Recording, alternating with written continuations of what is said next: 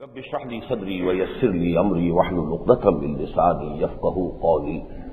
آج دوبارہ یہ دعا میں نے اس لیے کی ہے کہ مجھے بہت احساس ہے کہ آج کے مضامین کچھ پیچیدہ بھی ہیں، مشکل بھی ہیں، کچھ طوالت طلب بھی ہیں، اور پھر یہ کہ ایک سے زائد موضوعات پر گفتگو بھی کرنی ہے، لہذا خاص طور پر اللہ تعالیٰ کی نصرت اور تائید کی ضرورت ہے۔ میں بیرون سفر سے واپس آیا تھا تو پہلا جمعہ 13 اکتوبر کو یہاں ہوا تھا، اور شاید یاد ہو کہ میں نے اس مرتبہ ایک بہت اہم موضوع پر گفتگو کی تھی، امریکی معاشرے کے نئے رجحانات، ایکسٹریم رائٹ، کرسچین ملیشیاز، ایک سول وار کا اندیشہ بلکہ اس کا نعرہ، یہودیوں کے خلاف تقریباً وہی رد عمل کہ جو کبھی جرمنی میں پیدا ہوا تھا۔ یہ بہت معنی خیز بات ہے، بہت اہم بات ہے، اور آئندہ کے آنے والے جو بھی حالات و واقعات ہیں اس میں اس کو بڑا فیصلہ کن کردار ادا کر رہا ہے۔ اور میں نے عرض کیا تھا کہ اس کا نتیجہ یہ ہے کہ اب جو زائنزم ہے اور یہودی استعمار کی جو ایک تحریک تھی وہ ڈیسپریٹ ہو گئی ہے کہ اس سے پہلے کہ امریکہ سے ان کی جڑیں بالکل اکھڑ جائیں اور پھر خود انہیں امریکہ کا وہ حشر کرنا پڑے جو وہ سوویت یونین کا کر چکے ہیں، اور وہ اس پر قادر ہیں، وہ کر سکتے ہیں، لیکن اس سے پہلے وہ چاہتے ہیں کہ امریکہ کو استعمال کر کے افریقہ اور ایشیا کے اوپر اپنی گرفت مکمل کریں۔ تو در حقیقت اس وقت کے حالات میں جو سب سے اہم پہلو ہے وہ یہ 20 اکتوبر کا ہمارا اصل میں جمعہ جو تھا وہ سالانہ اجتماع چونکہ ہمارا تھا، مینار پاکستان کے سائے میں ہم نے اپنا اجتماع منعقد کیا۔ ایک موضوع میرا ہے جس پر بڑی مفصل 2 گھنٹے کی گفتگو وہاں ہوئی، اگرچہ اس سے پہلے اجمالاً پہلے بھی گفتگویں ہو چکی تھی، کہ یہ سلطنت خداداد پاکستان، اس کا مستقبل کیا ہے؟ آیا اسے نئے عالمی یہودی استعمار کا اعلی کار بننا ہے جس کی طرف بہت حد تک پیش قدمی ہو چکی ہے؟ میں نے کہا تھا کہ ہم کسی دوراہے یا چوراہے پر کھڑے نہیں ہیں بلکہ اس سمت میں بہت آگے آ چکے ہیں۔ اب تو جب تک رول بیک نہیں ہوگا اس کا، جس کے لیے کہ ہمیں بڑی محنت اور قربانیاں دینی پڑیں گی، تو دوسرا راستہ گویا کہ ہمارے لیے پھر ہمیشہ کے لیے بند ہو جائے گا۔ وہ کیا ہے کہ عالمی خلافت علی منہاج النبوہ کا نقطۂ آغاز پاکستان بنے۔ اب یہ 2 ہیں امکانات، ابھی میں اس دوسرے امکان کو ختم نہیں سمجھتا۔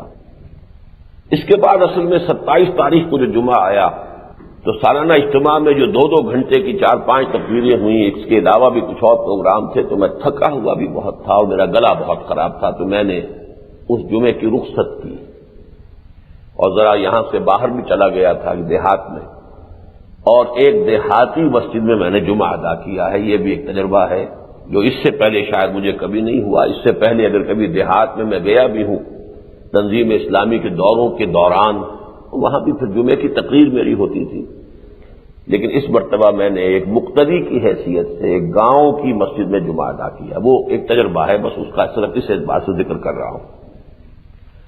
3 نومبر کا جمعہ کراچی میں تھا،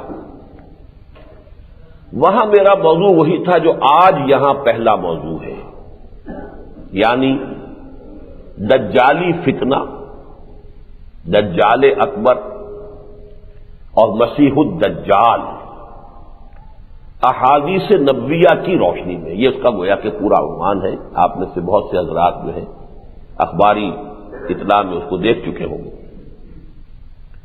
اس موضوع پر میں نے وہاں 2 گھنٹے تقریر کی، لیکن یہ کہ ابتدائی مباحث پر کچھ وقت زیادہ صرف ہو گیا، تو جو آخری اور اہم تر حصہ ہے اس کا میں حق ادا نہیں کر پایا، ورنہ شاید آج میں یہاں دوبارہ اس موضوع پر گفتگو نہ کرتا، اس لیے کہ اس کے کیسٹس بھی تیار ہو گئے ہیں، آڈیو بھی اور ویڈیو بھی، تو یہ مضمون جو ہے اس کے حوالے سے اگر میں سمجھتا کہ بات پوری ہو گئی ہے تو آج پھر میں یہاں اس کو دہراتا نہیں، لیکن میں نے وہاں بھی اعلان کیا تھا کہ اس کا آخری اور اہم تر حصہ چونکہ تشنا رہ گیا، اس لیے میں لاہور میں انشاءاللہ اس کو بیان کروں گا۔ بہرحال آج میں نے یہ سارا جائزہ اس لیے لیا ہے کہ ایک تسلسل قائم ہو جائے، اس لیے کہ ہمارے یہ جمعے کے کیسٹس جو ہیں یہ پوری تنظیم اسلامی جو ہماری ہے امریکہ میں بھی اور دوسری جگہوں پر پورے پاکستان میں یہ پہنچتے ہیں، تو یہ ساری باتیں جو ہے وہ سب لوگوں کے علم میں آ جائیں گی۔ بہرحال چونکہ موضوعات آج کے طویل ہیں، اس لیے میں نے پہلے ہی سے خبردار کر دیا تھا اخباری اطلاع میں کہ تاخیر کے لیے ذہناً تیار رہیں۔ یہ جو پہلا موضوع ہے بہت اہم موضوع ہے، دجال اور دجالی فتنہ، دجال اکبر مسیح الدجال۔ اس کے ضمن میں وہ مضامین جو کراچی میں تفصیل سے بیان کر چکا ہوں، تیزی سے اجمالاً ان پر سے بھی گزروں گا، ورنہ یہ کہ وہ مضمون کا تسلسل تو قائم نہیں رہ سکے گا۔ 20ویں صدی عیسوی میں، بلکہ کہنا چاہیے کہ 19ویں صدی کے اواخر ہی سے وہ ہندوستان جو پہلے تھا، جسے ساؤتھ ایشیا کہتے ہیں یا بر عظیم پاک و ہند کہتے ہیں، اس میں دو فتنے بیک وقت اٹھے ہیں،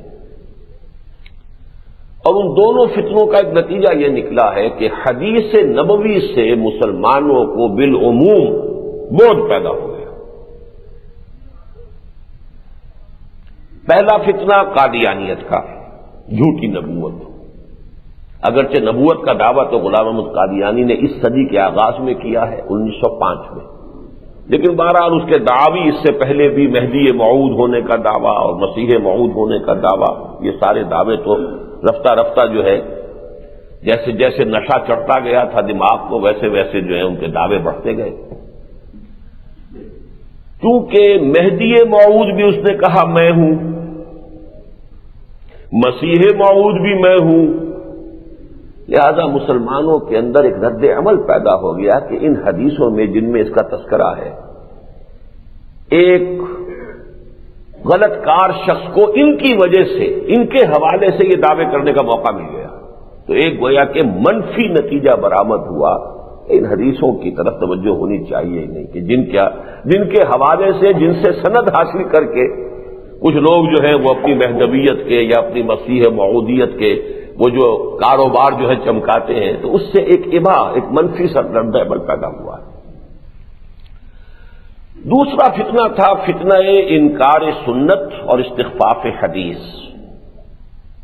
اس فتنے کا بھی آغاز کرنے والے بر عظیم پاک و ہند میں سر سید احمد خان مرحوم ہیں۔ ان کی شخصیت اگرچہ اس کا سیاسی پہلو کہ وہ مسلمانان ہند کے محسن ہیں، ان کے خیر خواہ ہیں، بہی خواہ ہیں، اس اعتبار سے میں بھی ان کا قائل ہوں، لیکن انہوں نے ایک مفسر قرآن ہونے کی حیثیت اور ایک متکلم اسلام ہونے کی جو حیثیت اختیار کی، وہ نہایت گمراہ کن تھی۔ فرشتوں کا انکار، جنات کا انکار، معجزات کا انکار، جس کو نیچریت پھر ہمارے ہاں علماء نے کہنا شروع کیا، اس کی جڑ جو ہے در حقیقت ڈالنے والے، داغ بیل ڈالنے والے سر سید احمد خان مرحوم سے اللہ انہیں معاف کرے۔ پھر ایک مولوی پنجاب میں اٹھ کھڑا ہوا، عبداللہ چکڑالوی۔ چکڑالہ یہ کیبل پور کی طرف ایک گاؤں ہے، وہیں کے پھر مولانا علی یار چکڑالوی تھے، جن کے یہ خلفاء میں سے ہیں مولانا محمد اکرم آوان صاحب اس وقت۔ تو چکڑالہ اس اعتبار سے وہ اہم قصبہ ہے۔ وہاں کا یہ عبداللہ چکڑالوی تھا کہ جس نے فتنہ انکار سنت بڑے زور شور کے ساتھ شروع کیا۔ چونکہ عالم دین تھا تو دلائل اس کے پاس کچھ تھے، جیسے کبھی اکبر کا دین الہی تصنیف کرنے والے ابو الفضل اور فیضی جیسے علماء تھے نا، اکبر بیچارے میں کہاں اتنی عقل تھی۔ چرخ میں کب یہ سلیقہ ہے ستمگاری کا، یہ ستمگاری کرنے والے تو کچھ اور ہوتے ہیں، کوئی معشوق ہے اس پردہ زنگاری میں، تو وہ معشوق جو تھے وہ ابو الفضل اور فیضی تھے، اور یہاں یہ ظاہر بات ہے کہ اس کے اندر بھی علماء نے سب سے بڑا رول پلے کیا ہے۔ بلکہ غلام احمد قادیانی کو غلام احمد بنانے والا شخص بھی ایک بہت بڑا عالم دین تھا، مولوی حکیم نور الدین۔ اسی طریقے سے پھر ایک اور یوپی میں کھڑے ہو گئے ایک بہت بڑے عالم دین، اتفاقاً دونوں اہل حدیث تھے، نور الدین بھی اہل حدیث، عبداللہ چکڑالوی بھی اہل حدیث، اسلم جیراج پوری بھی اہل حدیث۔ بہرحال اسلم جیراج پوری صاحب نے بھی اس فتنے کو جو ہے بہت ہوا دی۔ علامہ مشتقی کی تحریروں سے بھی اس کو تقویت حاصل ہوئی، اور اس کے بعد اس کا نقطہ عروج غلام احمد پرویز۔ ان چیزوں کے اثرات ہمارے معاشرے میں بہت پھیلے ہیں، وہ کوئی حلقہ محدود نہیں ہے۔ تعلیم یافتہ لوگوں کا بہت بڑا حصہ جو ہے وہ زیر اثر آیا ہے، جس کا نتیجہ یہ نکلا ہے کہ سنت کی اہمیت، نماز روزے کی حد تک تو سب لوگ جو ہے وہ تو جو بھی والدین سکھا دیتے ہیں نماز اس طرح پڑھنی ہے، روزے کے یہ قواعد ہیں، وہ تو چلتی ہے سنت اس میں، باقی اس سے آگے سنت کو قانون اسلامی کا مستقل سورس اور مبنی اور منبع ماننا، یہ در حقیقت ایک ایسی بات ہے کہ ہمارے جدید تعلیم یافتہ طبقے میں اس کے خلاف ایک جذبہ موجود ہے۔ خاص طور پر احادیث کی طرف جو ہے جس کو کہنا چاہیے بالعموم بھی توجہ کی کمی ہوئی، اور اس میں خاص طور پر یہ پیشین گوئیاں والے معاملات، یہ کیا مہدی موعود کی بات ہوتی ہے، یہ کیا یاجوج ماجوج کی بات ہوتی ہے، یہ کیا دجال کے قصے ہیں، یہ کانا دجال جو ہے یہ کوئی ایسے ہی افسانے ہیں، اس قسم کی چیزیں، ان کے بارے میں تو واقعہ یہ ہے کہ استخفاف بلکہ توہین کی حد تک، حالانکہ وہ روایات بڑی پختہ متفق علیہ روایات کے اندر ان کا تذکرہ ہے، لیکن یہ ہے کہ ان پیشین گوئیوں کے بارے میں تو بالخصوص جو ہے ایک عدم توجہی اور عدم التفاق کی کیفیت جو ہے بہت شدت کے ساتھ پیدا ہوئی۔ اس ضمن میں پیشین گوئیوں کے معاملے میں ایک خیال یہ بھی پیدا ہوا، کسی حد تک صحیح بھی تھا، یہ جو پیشین گوئیاں ہیں مہدی آئیں گے تو معاملات درست ہوں گے، اس کی وجہ سے مسلمانوں میں بے عملی پیدا ہوگی، اب جب مہدی آئیں گے تبھی ٹھیک ہوگا، مسیح موعود آئیں گے تبھی معاملات درست ہوں گے، تبھی اسلامی حکومت قائم ہوگی، تبھی خلافت علی منہاج النبوہ کا قیام عمل میں آئے گا، لہذا اب انتظار کرو۔ ایک حالت منتظرہ کی کیفیت جس میں کہ خود عمل کرنے اور جد و جہد کرنے کا مادہ پھر جو ہے کمزور پڑتا ہے، یہ میں سمجھتا ہوں کہ ایک صحیح بات تھی کہ جو لوگوں کی طرف سے آئی، اور اسی کو میں اب حوالہ آپ کو دے دوں کہ انہی دو چیزوں کا توڑ کر کے ہمارے اس کانٹمپریری ورلڈ میں، اس ہم عصر تاریخ میں دو شخصیتیں زیادہ نمایاں ہوئی، ایک شخصیت ایک تحریک۔ آیت اللہ خمینی نے ایران کے اہل تشیع کو آمادہ کیا کہ مسیح کے انتظار، مہدی کے انتظار میں مت بیٹھے رہو کہ امام غائب جو ہے وہ جب حاضر ہوں گے، جب ظاہر ہوں گے تبھی ہم کچھ کریں گے، بلکہ جب وہ آئیں گے وہ اپنا کام کریں گے، ہمیں اپنا فرض اب بھی تو ادا کرنا چاہیے، ان کے لیے راستہ صاف ہی کرنا چاہیے، تمہید کرنی چاہیے، جد و جہد کرنی چاہیے تاکہ آنے والے کا راستہ صاف ہو۔ جیسے حضرت یحییٰ کے الفاظ آتے ہیں بڑے پیارے کہ میں تو آنے والے کا راستہ صاف کر رہا ہوں، حضرت مسیح علیہ السلام کی طرف اشارہ تھا کہ میری جو یہ نبوت ہے یہ در حقیقت تمہید ہے بعثت عیسوی کی علیہ الصلوۃ والسلام۔ تو یہ کام بہت بڑا ہے جو آیت اللہ خمینی نے کیا ہے، ورنہ ایران کے اہل تشیع جو ہے وہ جنبش کرنے کو تیار نہیں تھے، واقعتاً وہ کہتے تھے کہ امام غائب جب حاضر ہو جائیں گے، ظاہر ہو جائیں گے، پھر کچھ کریں گے۔ اسی طریقے سے یہود میں بھی وہ اپنے مسیحا کے منتظر بیٹھے ہوئے تھے کہ مسیح آئے گا تو ہماری ایک عظیم مملکت قائم کرے گا، اس وقت تک ہم کچھ نہیں کریں گے۔ زائنسٹ موومنٹ نے جو بات اس کے برعکس پیش کی وہ یہ کہ بھائی کچھ کرو تو صحیح نا، کچھ محنت تو ہمیں بھی کرنی چاہیے، مسیحا جب آئے گا آ جائے گا، وہ اپنے حصے کا کام کرے گا، ہمیں اپنا کام کرنا چاہیے۔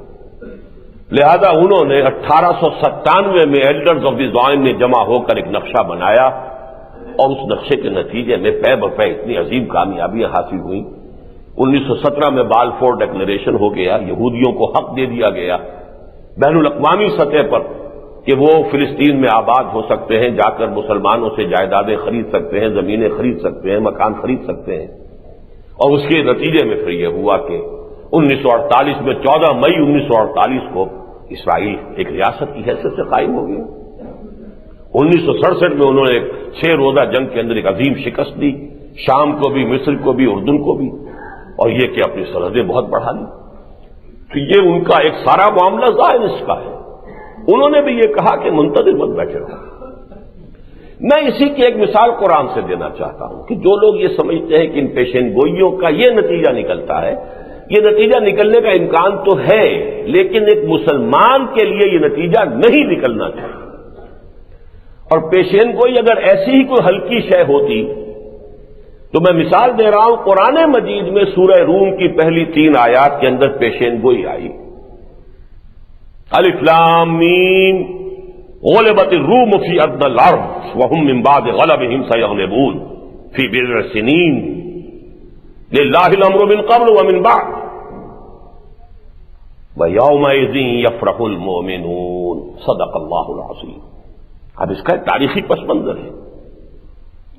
بہت عرصے سے دو سپر پاور دنیا کی تھیں، ایران اور روم.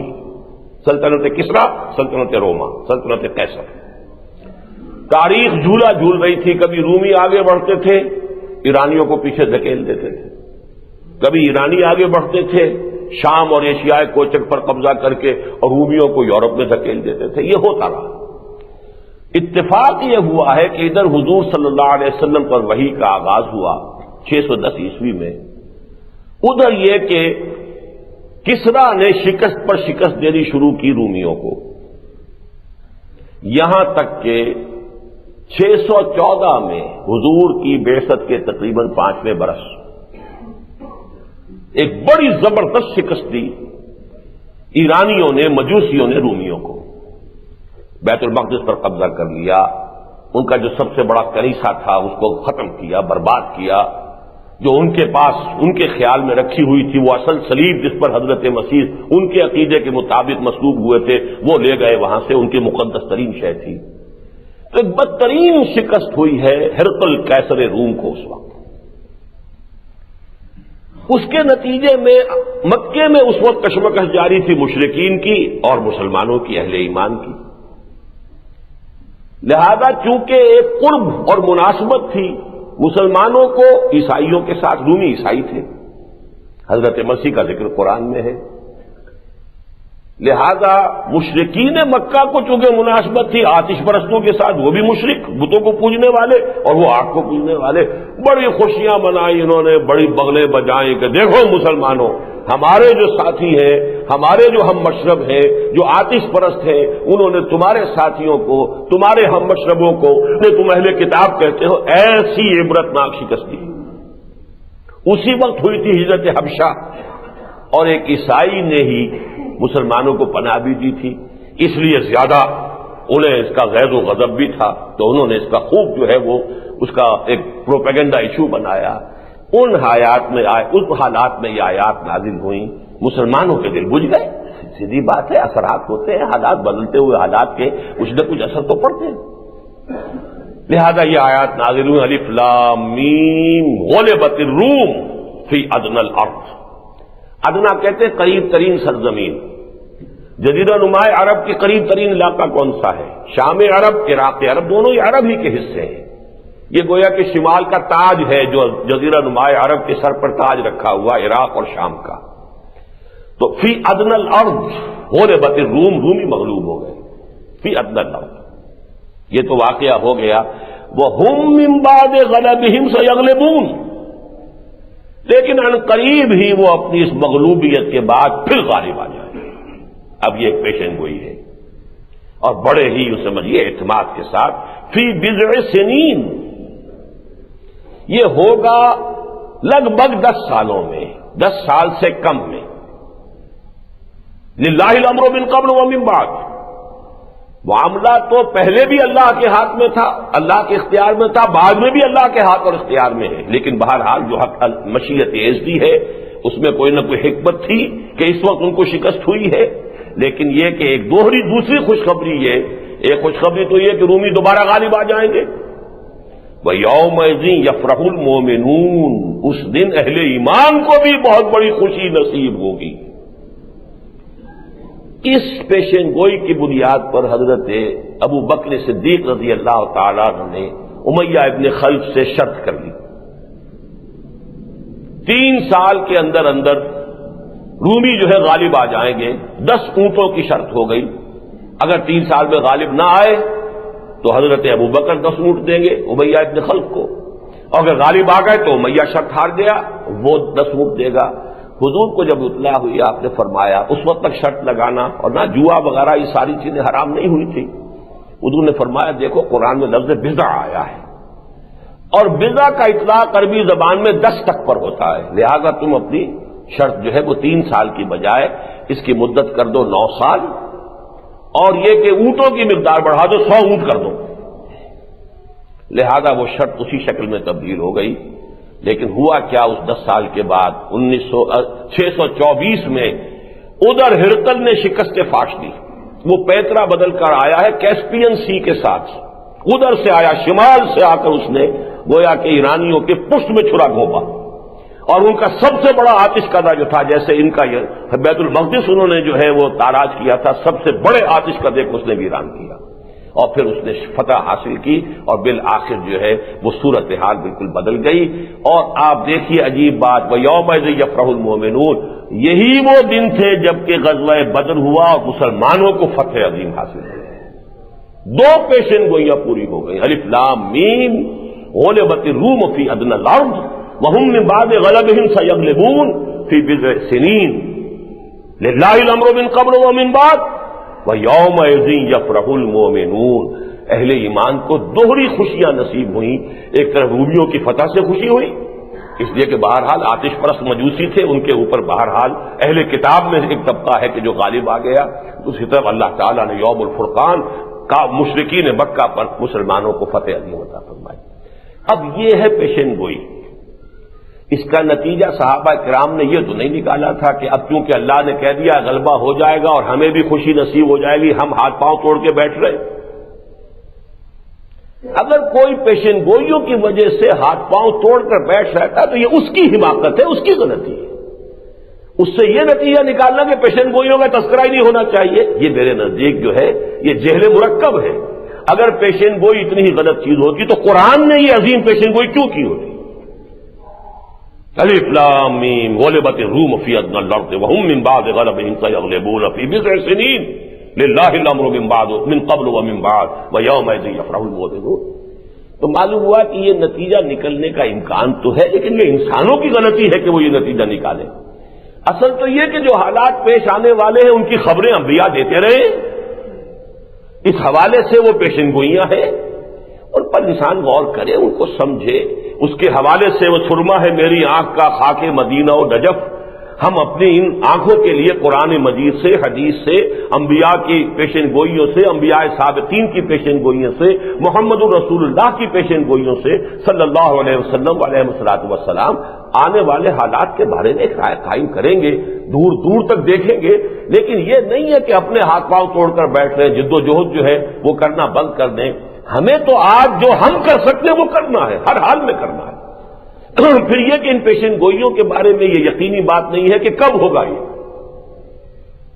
یہ تو حضور صلی اللہ علیہ وسلم سے سورہ انبیاء ہی جو اس کی میں نے آیات آج تلاوت کی ہیں ابتدا میں، اسی میں وہ آیات بھی ہیں. وَإِنْ أَدْرِي أَقَرِيبٌ أَمْ بَعِيدٌ مَا تُوعَدُونَ. دیکھو یہ مجھے معلوم نہیں ہے کہ جو میں جس کا وعدہ تم سے کیا جا رہا ہے وہ قریب ہے یا دور ہے، یہ میں نہیں جانتا. ان ادری لعلہ فتنۃ لکم ومتاع الی حین. میں یہ بھی نہیں جانتا، ہو سکتا ہے کہ ابھی کچھ اور مہلت تمہیں مل جائے، اللہ تعالیٰ اور تمہاری رسی دراز کر دے، ایک اور لیز آف ایگزسٹنس تمہیں مل جائے. میں نہیں جانتا. یہ بھی ہو سکتا ہے کہ اللہ تعالیٰ رسی جیسے کہ پھانسی والی رسی کھینچ لی جاتی ہے، تمہاری رسی کھینچ لے اور تمہارے لیے عذاب آ جائے. اور یہ بھی ہو سکتا ہے اللہ تمہاری رسی دراز کر دے، ابھی ایک فریش لیز آف ایگزسٹنس تمہیں دے دے. میں نہیں جانتا.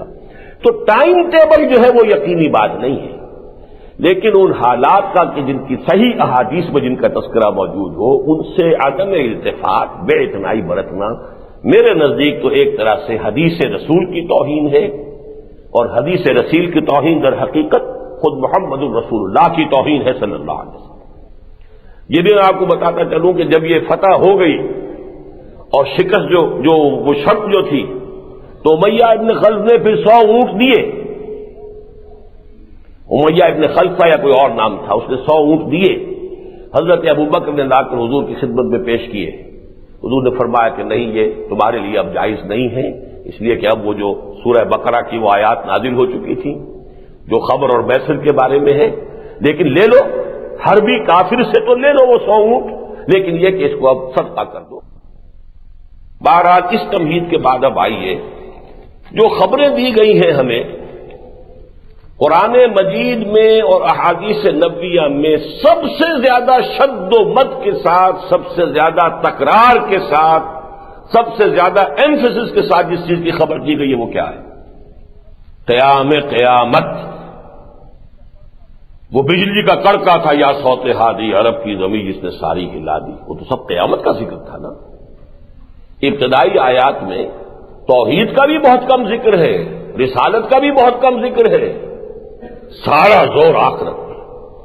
القارعہ ملقارعہ وما ادراک ملقارعہ یوم یکون الناس کالفراش المبثوث وتکون الجبال کالعہن المنفوش الحاقہ ملحاقہ وما ادراک ملحاقہ۔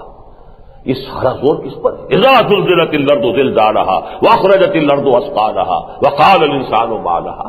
یہ سارا زور کن باتوں پر ہے؟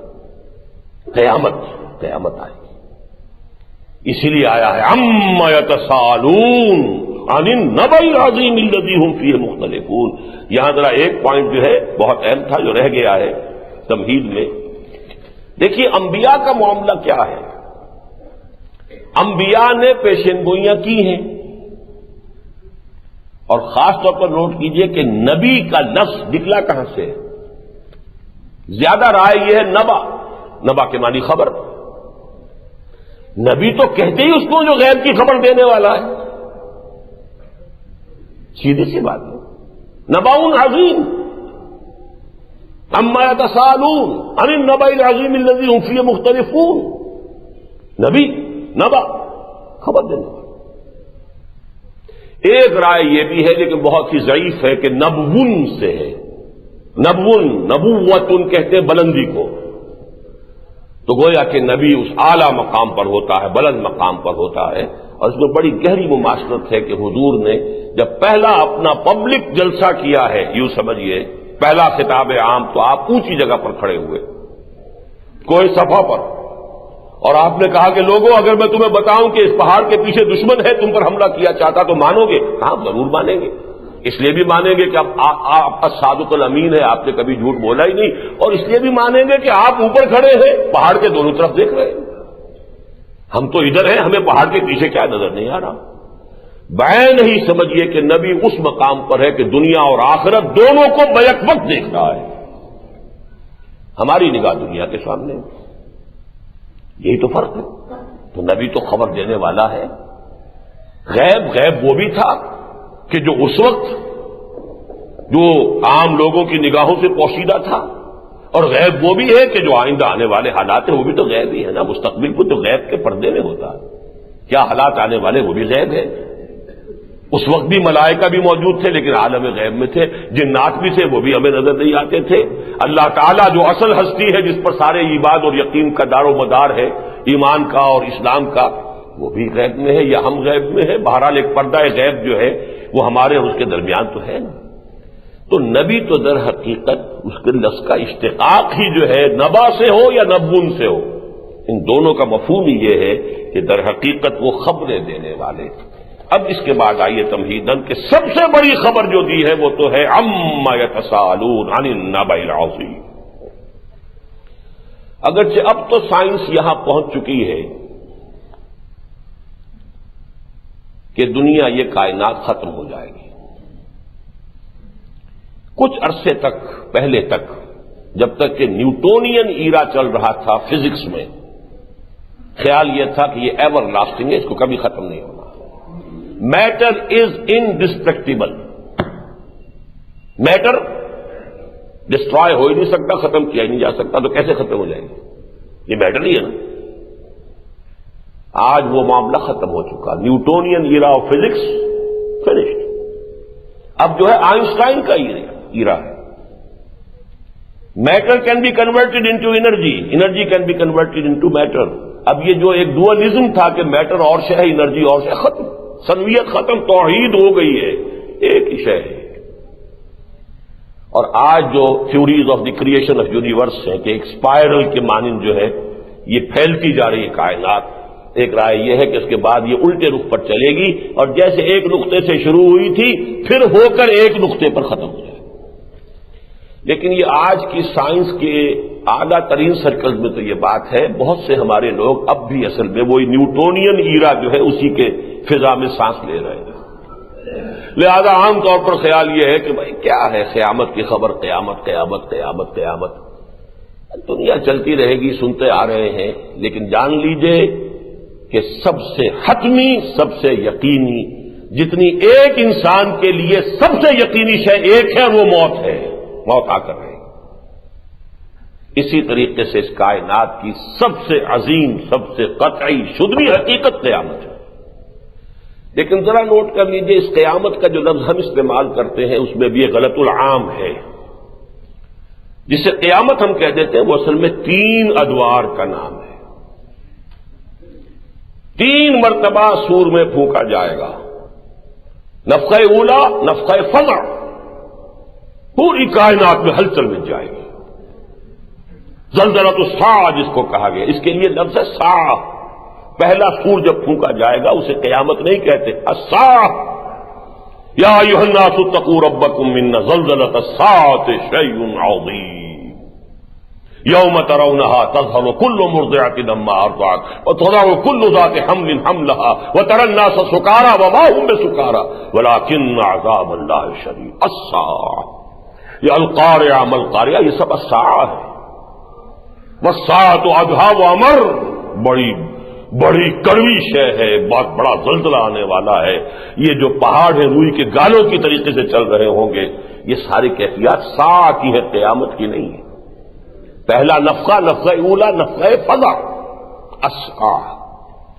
کتنے عرصے کے بعد دوسرا نفخہ ہوگا ہم نہیں جانتے، اس کو کہتے ہیں نفخہ صاعق۔ سب بے ہوش بے جان ہو کر گر جائیں گے۔ وَنُفِخَ فِي الصُّورِ فَصَعِقَ مَن فِي السَّمَاوَاتِ وَمَن فِي الْأَرْضِ إِلَّا مَن شَاءَ اللَّهُ۔ یہ جو صاعق ہے یہ صرف انسانوں پر نہیں، انسانوں پر، جنوں پر، کل کائنات پر، فرشتوں پر، سوائے ان چند فرشتوں کو جنہیں اللہ مستثنیٰ کر دے، اس لیے کہ من فی السماوات ومن فی الارض۔ وَنُفِخَ فِي الصُّورِ فَصَعِقَ مَن فِي السَّمَاوَاتِ وَمَن فِي الْأَرْضِ إِلَّا مَن شَاءَ اللَّهُ۔ اس کے کتنے عرصے کے بعد پھر نفخہ ثالثہ ہوگا، وہ ہے نفخہ قیامہ۔ ثُمَّ نُفِخَ فِيهِ أُخْرَىٰ فَإِذَا هُمْ قِيَامٌ يَنظُرُونَ۔ پھر وہ تیسری مرتبہ جب سور پھونکا جائے گا تو سب کھڑے ہوں گے دیکھتے ہوئے، اپنی قبروں سے نکل آئیں گے، من الاجداث سے دوڑتے ہوئے آئیں گے، اور وہ جو بھی اللہ تعالیٰ کی طرف سے میدان مقرر ہے حشر کا ادھر دوڑ رہے ہوں گے۔ یہ ہے قیامہ۔ ہم قیامت عام طور پر ساعت کو کہہ دیتے ہیں، تو الساعہ یہ نفخہ اولا ہے، پھر نفخہ ثانیہ نفخہ صاعق ہے، پھر نفخہ ثالثہ ہے کہ جس میں فَإِذَا هُمْ قِيَامٌ يَنظُرُونَ۔ یہ قیامت حضور صلی اللہ علیہ وسلم نے فرمایا ہے کہ بہت قریب ہے، بہت قریب ہے، بہت قریب ہے۔ اور اس کے قرب کے لیے سب سے نمایاں بات جو حضور نے فرمائی وہ کیا تھی؟ بُعِثْتُ أَنَا وَالسَّاعَةُ كَهَاتَيْنِ۔ حضرت انس سے مروی ہے رضی اللہ تعالیٰ عنہ یہ جو آیت، متفق علیہ حدیث، صحیح بخاری صحیح مسلم دونوں میں۔ بُعِثْتُ أَنَا وَالسَّاعَةُ كَهَاتَيْنِ، اس طرح جڑا ہوا ہوں میں اور قیامت، یعنی میرے اور قیامت کے درمیان فصل نہیں ہے، دونوں انگلیوں کو آپ نے جوڑ کر کہا۔ اس کا ایک مطلب یہ ہے کہ میں آخری رسول ہوں، میرے بعد کوئی نبی نہیں، کوئی رسول نہیں، تم آخری امت ہو، انا آخر المرسلین وانتم آخر الامم، یہ بھی اس کا مفہوم ہے۔ لیکن ایک وہ جو زمانے کے اعتبار سے قرب ہے، اس لیے کہ اللہ تعالیٰ کا تو ایک دن جو ہے 1000 برس کا ہے، وَإِنَّ يَوْمًا عِندَ رَبِّكَ كَأَلْفِ سَنَةٍ مِّمَّا تَعُدُّونَ۔ 1.5 دن کی بات ہوئی ہے، حضور صلی اللہ علیہ وسلم کے بعد 1.5 دن کی بات ہے۔ یہ ایک اور حدیث ہے لیکن میں اس موضوع پر تفصیل میں نہیں جاؤں گا، ورنہ میرا اپنا آج کا موضوع رہ جائے گا، پھر کبھی سے اس پر گفتگو ہوگی۔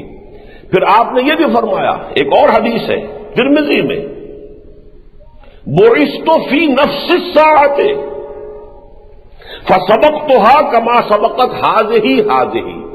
آپ نے فرمایا ان دونوں انگلیوں میں سے جتنی یہ آگے نکلی ہوئی ہے اس انگلی سے، بس اتنا ہی میں پہلے آ گیا ہوں، ورنہ میں تو در حقیقت قیامت ہی میں پیدا کیا گیا ہوں۔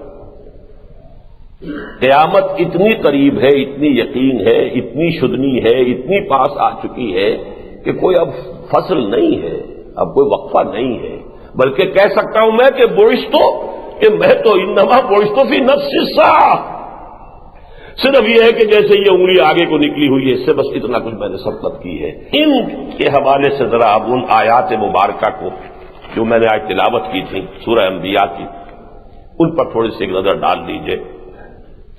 اقترب للناس حسابهم وهم فی غفلۃ معرضون، لوگوں کے لیے ان کا حساب قریب آ چکا ہے،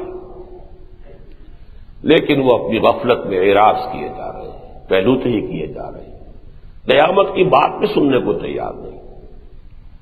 ما یاتیہم من ذکر من ربہم محدث الا استمعوہ وہم یلعبون، نہیں آتی ان کے پاس کوئی بھی نصیحت، کوئی یاد دہانی ان کے رب کے پاس سے، نئی سے نئی یاد دہانی آ رہی ہے، آیات پر آیات اتر رہی ہیں، سورتوں کے بعد سورتیں نازل ہوئی چلی جا رہی ہیں۔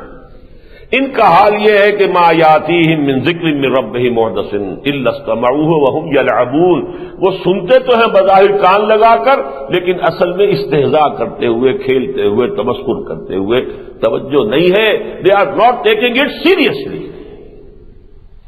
لاہیۃ قلوبہم، ان کے دل جو ہے لہو و لعب کے اندر پڑے ہوئے ہیں، عیش و عشرت کے اندر منہمک ہیں۔ واسب النجویٰ، اب دیکھیے نقشہ کھینچا گیا ہے۔ اس وقت بھی ایسا ہوتا تھا نا کہ 4 دوست ہیں، 8 دوست ہیں، بیٹھے ہوئے ہیں، گپ بازی ہو رہی ہے، ان میں سے کوئی 1-2 جو ہے انہوں نے کوئی نئی آیات قرآن کی سنی ہے، کچھ متاثر ہو گئے، بھئی یہ بات تو قابل غور ہے جو محمد نے اب سنائی ہے صلی اللہ علیہ وسلم، تو وہ آپس میں کیا کہتے تھے؟ واسب النجویٰ، اپنی تنہائیوں میں، اپنی علیحدہ میٹنگز میں وہ کیا کہتے ہیں؟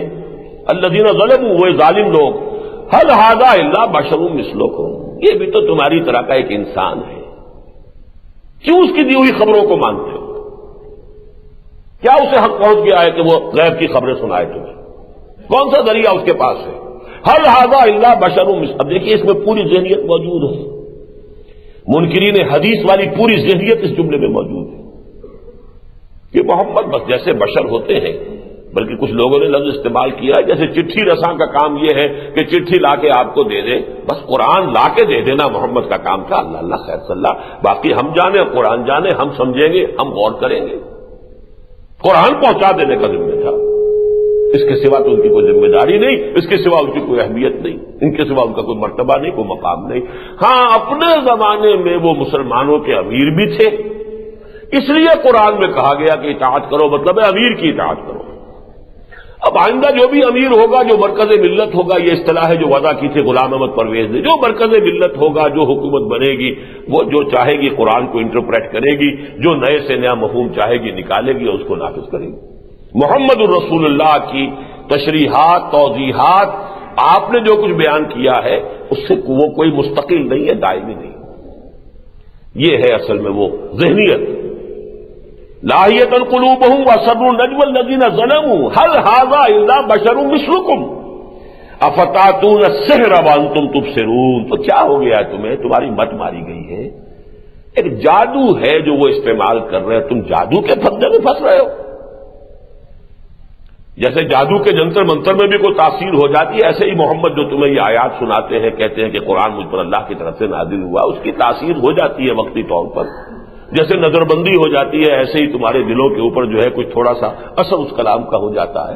افتاتون السحر وانتم تبصرون، اگر نوٹ کیجئے سورہ مبارکہ کی ایک عجیب شان ہے، آخری رکوع میں پھر یہی لفظ آتا ہے اقترب، جو پہلی شروع کیا اقترب للناس حسابہم، اور اس کی شرح میں کر چکا کہ حضور فرما رہے ہیں کہ بعثت انا والساعۃ ہاتین، انما بعثت فی نفس الساعہ، میں تو خود قیامت ہی میں گویا کہ بھیجا گیا ہوں، اتنا قریب ہے وہ قیامت کا معاملہ۔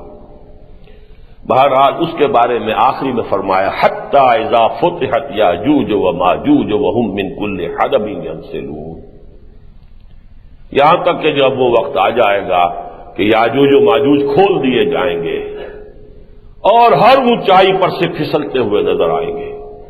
اب یہ قرب قیامت کا کوئی نقشہ ہے جو قرآن نے کھینچا؟ اس کی کوئی شرح حدیث میں ملنی چاہیے کہ نہیں؟ کیا یہ فریضہ محمدی نہیں ہے صلی اللہ علیہ وسلم؟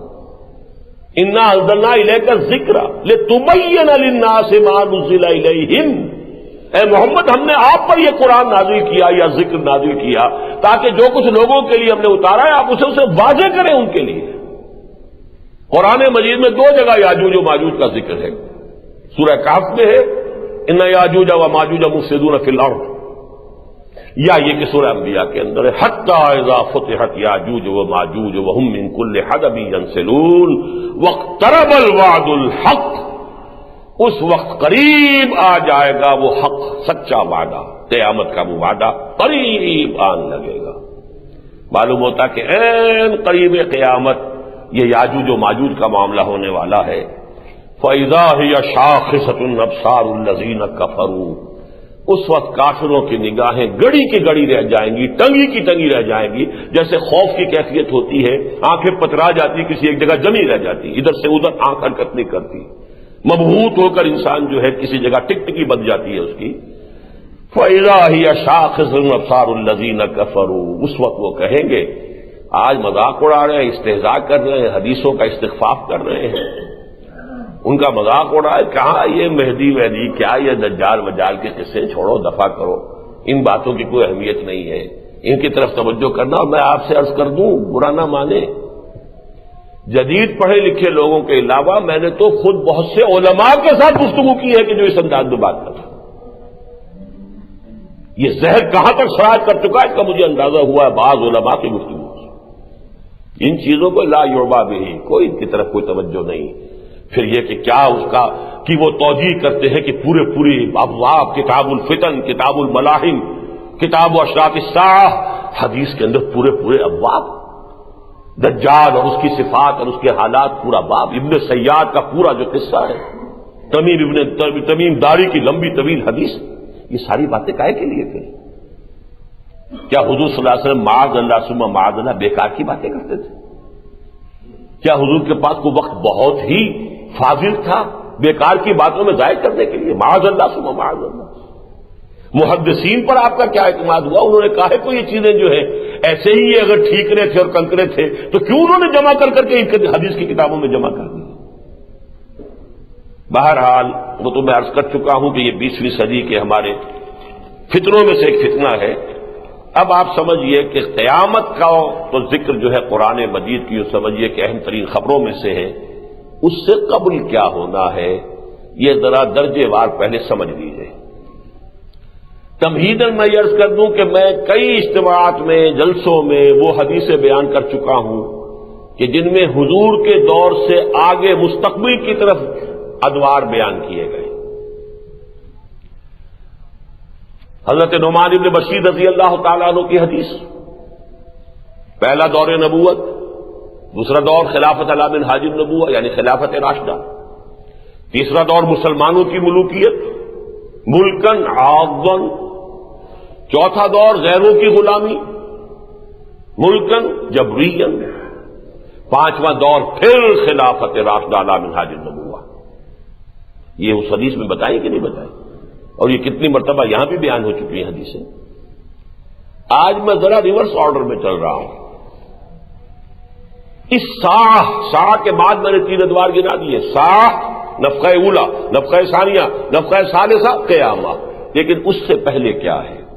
بہت سے لوگوں کے ذہن میں شاید یہ بات نہ ہو اور بہت چونک اٹھیں، قیامت سے پہلے ایک دور اس دنیا پر ایسا آئے گا اسلام اور ایمان کا بالکل خاتمہ ہو جائے گا، کفر اور شرک ہی شرک سے پوری دنیا بن جائے گا۔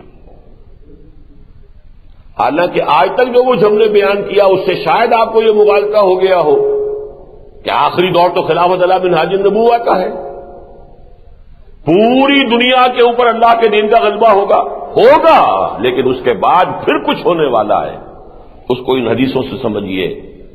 ایک حدیث مسلم شریف کی حضرت انس ابن مالک سے، حضور نے فرمایا لا تقوم الساعة حتى لا يقال في الارض اللہ اللہ، اور ایک روایت انہی سے لا تقوم الساعة على احد يقول اللہ اللہ، اس دنیا میں جب تک ایک انسان بھی اللہ کا نام لیوا، اللہ اللہ کہنے والا ہے، قیامت نہیں آ سکتی۔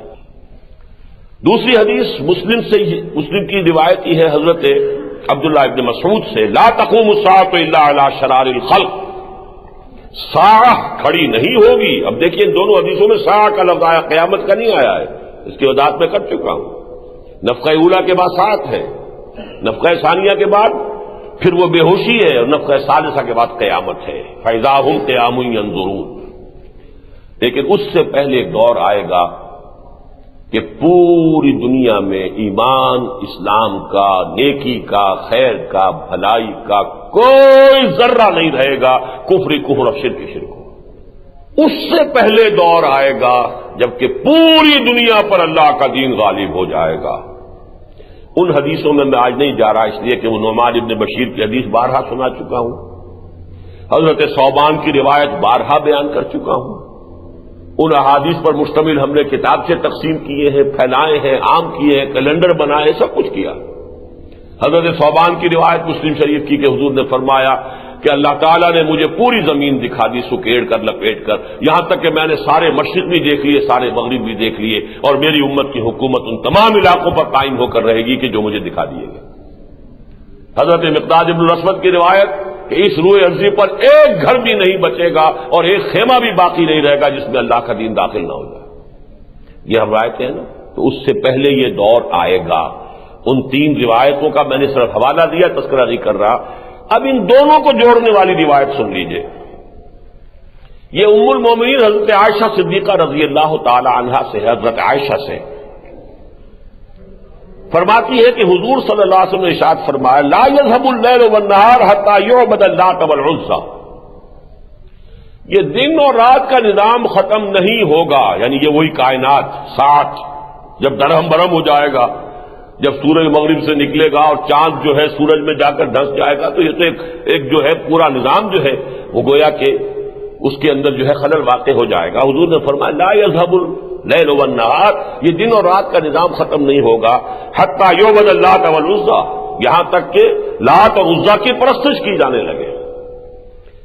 ام المومنین فرماتی ہیں میں نے حیران ہو کر فقلت، تو میں نے ایک سوال کیا، میں نے عرض کیا یا رسول اللہ كنت لأظن حين أنزل الله هو الذي أرسل رسوله بالهدى ودين الحق ليظهره على الدين كله أن ذلك تاما. اللہ کے رسول، جب یہ آیت اتری تھی هو الذي أرسل رسوله بالهدى ودين الحق ليظهره على الدين كله، تو میں نے تو یہ سمجھا تھا کہ جب یہ صورت ہو جائے گی تو پھر ہمیشہ رہے گی، کبھی ختم نہیں ہوگی، تا قیامت یہی شکل رہے گی، دین کا غلبہ ہی رہے گا، نظام خلافت ہی جو ہے وہی ذوفشاں رہے گا پورے ارضی پر. ان ذالک تاما، میں نے تو یہ سمجھا تھا. حضور نے فرمایا نہیں، قال انہ سیکون من ذالک ما شاء اللہ، یہ تو ہوگا، اللہ کے دین کا غلبہ بھی ہوگا، خلافت علی منہاج النبوہ پورے روئے ارضی پر قائم ہوگی. انہ سیکون من ذالک ما شاء اللہ ثم یبعث اللہ ریحا طیبۃ، پھر اللہ تعالی ایک بڑی خوشگوار ہوا چلائے گا. غور سے سنیے، فتوفى كل من كان في قلبه مثقال حبة من خردل من الایمان، تو جس شخص کے دل میں رائی کے دانے کے برابر بھی ایمان ہوگا اس کے اوپر موت کی نیند طاری ہو جائے گی. وہ ایک خاص اللہ کی ایک رحمت ہے کہ اہل ایمان کو ساعت کے شدائد سے بچا لیا جائے گا. ان زلزلۃ الساعۃ شیء عظیم، اہل ایمان کو وہ سختیاں اللہ نہیں دکھائے گا، بلکہ اس سے پہلے ایک ایسی ہوا چلائے گا. بلکہ بعض احادیث میں آتا ہے کہ کوئی شخص، کوئی صاحب ایمان اگر کسی کھو میں جا کر چھپ گیا، وہاں پر بھی یہ جو ہے یہ ہوا جو ہے پہنچ جائے گی. انہ سیکون من ذلک ما شاء اللہ ثم یبعث اللہ ریحا طیبۃ فتوفى كل من كان في قلبه مثقال حبة من خردل من ایمان فیبقى من لا خیر فیہ، پھر دنیا میں صرف وہی لوگ رہ جائیں گے جن میں کوئی خیر سرے سے نہیں ہوگا. فیرجعون الی دین آبائہم، اور وہ اپنے آباء و اجداد کے دین کی طرف پلٹ جائیں گے. کوئی آگ کو پوجنے لگے گا، کوئی جو ہے وہ لات اور عزیٰ کو پوجنے لگے گا. تو یہ ہے وہ دور. اب نوٹ کر لیجئے اس کو. ساعہ، اس سے پہلے تمام اہل ایمان کے ختم ہو جانے کے بعد ایک دور ایسا کہ اس میں صرف کافر اور مشرک رہ جائیں گے جن پر ساعت قائم ہوگی. اس سے پہلے دین حق کا غلبہ، لیظہرہ علی الدین کلہ، عالمی خلافت علی منہاج النبوہ۔ لیکن اس سے پہلے جو ہونا ہے اب یہ ہے جو تلخ باب ہے، جو اب یوں سمجھ لیجئے جس دور کی چوکھٹ پر ہم پہنچ چکے ہیں۔ ہر مکان کی ایک دہلیز ہوا کرتی تھی، مکان میں داخل ہونے سے پہلے آپ دہلیز میں جاتے تھے۔ اچھی طرح سن لیجئے میری بات، اس دور کی دہلیز تک آج نوع انسانی پہنچ چکی ہے۔ وہ دور ہے کہ جو حدیث کی کتابوں میں ان ابواب میں کتاب الفتن، کتاب الملاحم، الملحمۃ العظمی، نوع انسانی کی تاریخ کی عظیم ترین جنگ، ظہور مہدی، نزول عیسیٰ، خروج دجال، یاجوج و ماجوج، یہ ساری چیزیں جن کی کہ خبریں دی گئی ہیں، یہ ساری کی ساری چیزیں اس دور سے متعلق ہیں۔ چنانچہ اس میں خاص طور پہ دجال کے بارے میں 2 حدیثیں سن لیجئے۔ ان تمام فتنوں میں سب سے بڑا فتنہ دجال کا ہے۔ عن عمران بن حسین رضی اللہ تعالی عنہ قال سمعت رسول اللہ صلی اللہ علیہ وسلم یقول ما بین خلق آدم الى قیام الساعۃ امر اکبر من الدجال۔ اب یہ صحیحین میں سے ایک صحیح مسلم کی روایت ہے۔ اگر ان روایات کو بھی آپ اٹھا کر پھینک دیں گے تو پھر دین کی امان ختم ہے، پھر تو وہی ہوگا جو منکرین حدیث کہتے ہیں۔ پھر اپنے قرآن کو پڑھیے اور جو سمجھ میں آئے اس پر عمل کر لیجیے، نکال دیجیے بیچ میں سے محمد رسول اللہ صلی اللہ علیہ وسلم کی تشریحات اور توضیحات اور آپ کے احکام۔ حضور فرما رہے ہیں کہ آدم کی تخلیق سے لے کر ساعت کے قائم ہونے تک دجال سے بڑا کوئی معاملہ نہیں ہے۔ ما بین خلق آدم الی قیام الساعۃ امر اکبر من الدجال۔ ترمذی اور ابو داؤد کی روایت ہے، یہ بھی سن لیجئے۔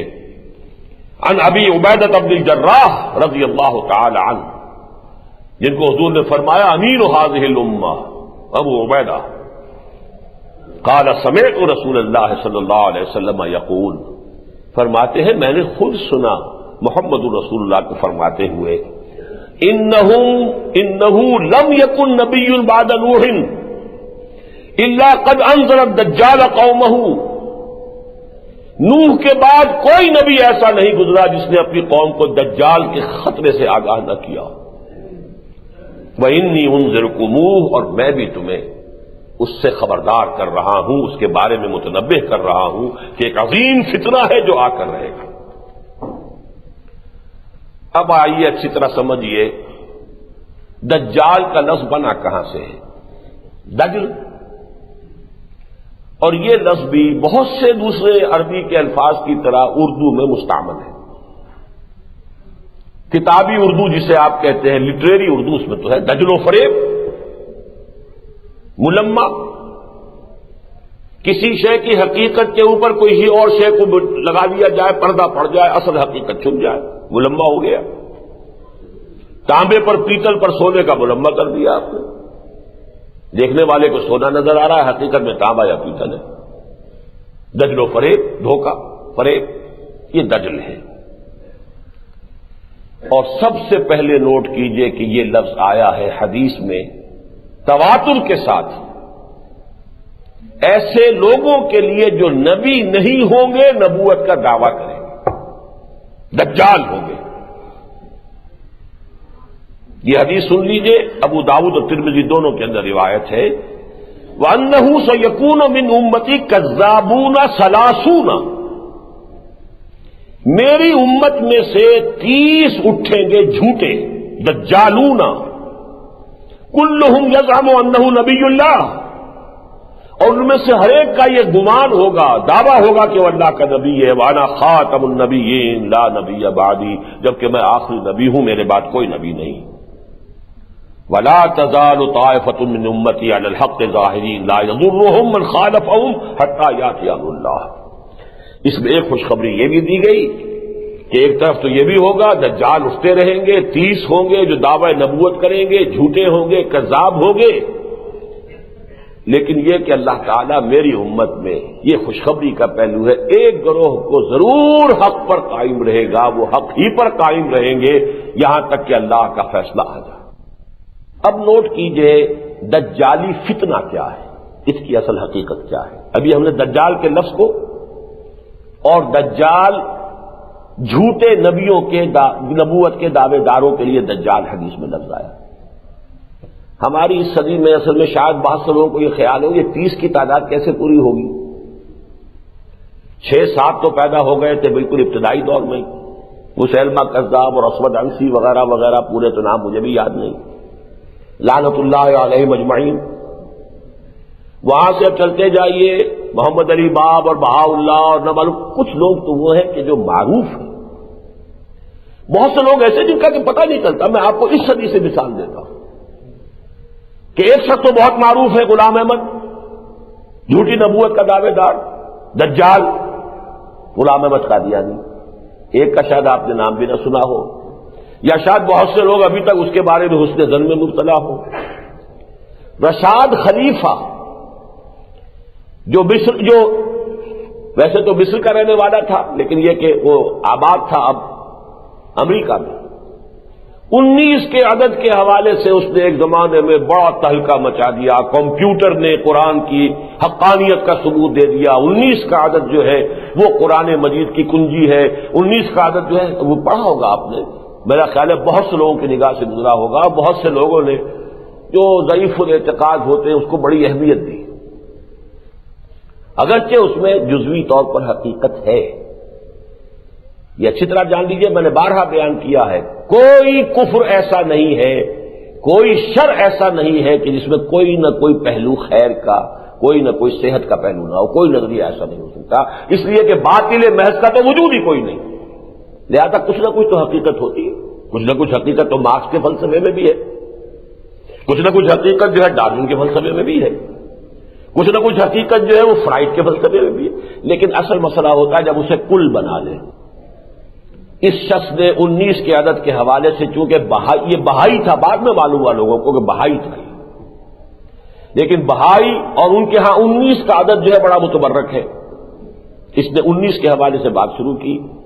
کچھ عرصے کے بعد وہی جو میں نے غلام احمد قادیانی کے بارے میں شروع میں کہا تھا کہ جیسے جیسے نشہ چڑھنا شروع ہوتا ہے، اب جب لوگوں کے اندر پذیرائی ہوئی کہ 19 کا ہنسا اور 19 جو ہے اور یہ کمپیوٹر اور میتھمیٹکس نے قرآن کی حقانیت ثابت کر دی، دس از دی کی ورڈ، کی فگر آف قرآن، اب جو نشہ چڑھنا شروع ہوا، اس نے دعویٰ کیا کہ سورہ توبہ کی آخری 2 آیتیں قرآن کی نہیں ہیں، الحاقی ہیں، اس لیے کہ وہ 19 کے عدد میں فٹ نہیں بیٹھ رہی،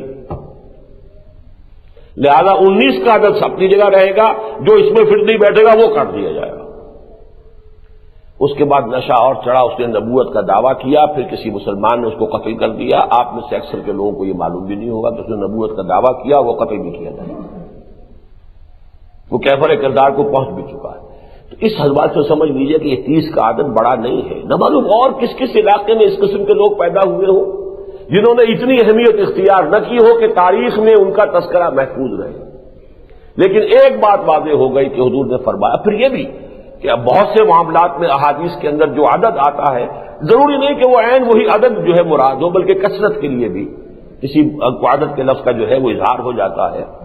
تو انہ سیکون من امتی کذابون دجالون ثلاثون کلہم یزعم انہ نبی اللہ، یہ نبوت کا دعویٰ کرنے والے دجال 30 یا بہت کثیر تعداد میں ہوں گے۔ لیکن اب جیسا کہ میں نے عرض کیا، یہ اصل دجالی فتنہ کہتے کسے؟ دجالی فتنہ، عمومی فتنہ دجال کیا ہے؟ خلافت الہی کی بگڑی ہوئی شکل ہے۔ یہ میں نے جو جمعہ ہم نے ادا کیا تھا مینار پاکستان کے سائے میں، وہاں جو تقریر کی تھی شام کو، جمعے کی شام کو، خلافت کی حقیقت، سورہ بقرہ کے 4تھے رکوع میں یہ بات واضح کی گئی ہے۔ اللہ تعالیٰ نے آدم کو پیدا کیا خلیفۃ الارض، خلیفۃ اللہ فی الارض، انی جاعل فی الارض خلیفہ، اور اس کے ضمن میں اسے ایک علم عطا کیا گیا، علم آدم الاسماء کلہا، اللہ تعالیٰ نے آدم کو سارے اسماء سکھا دی، سارے اسماء سکھا دی۔ قرآن مجید کے مشکل مقامات میں سے کہ اس سے مراد کیا ہے، تفصیل میں نہیں جاتا، لیکن میں ان لوگوں کی رائے سے اتفاق کرتا ہوں کہ جن کے نزدیک اس سے مراد ہے ساری فزیکل سائنسز کا علم۔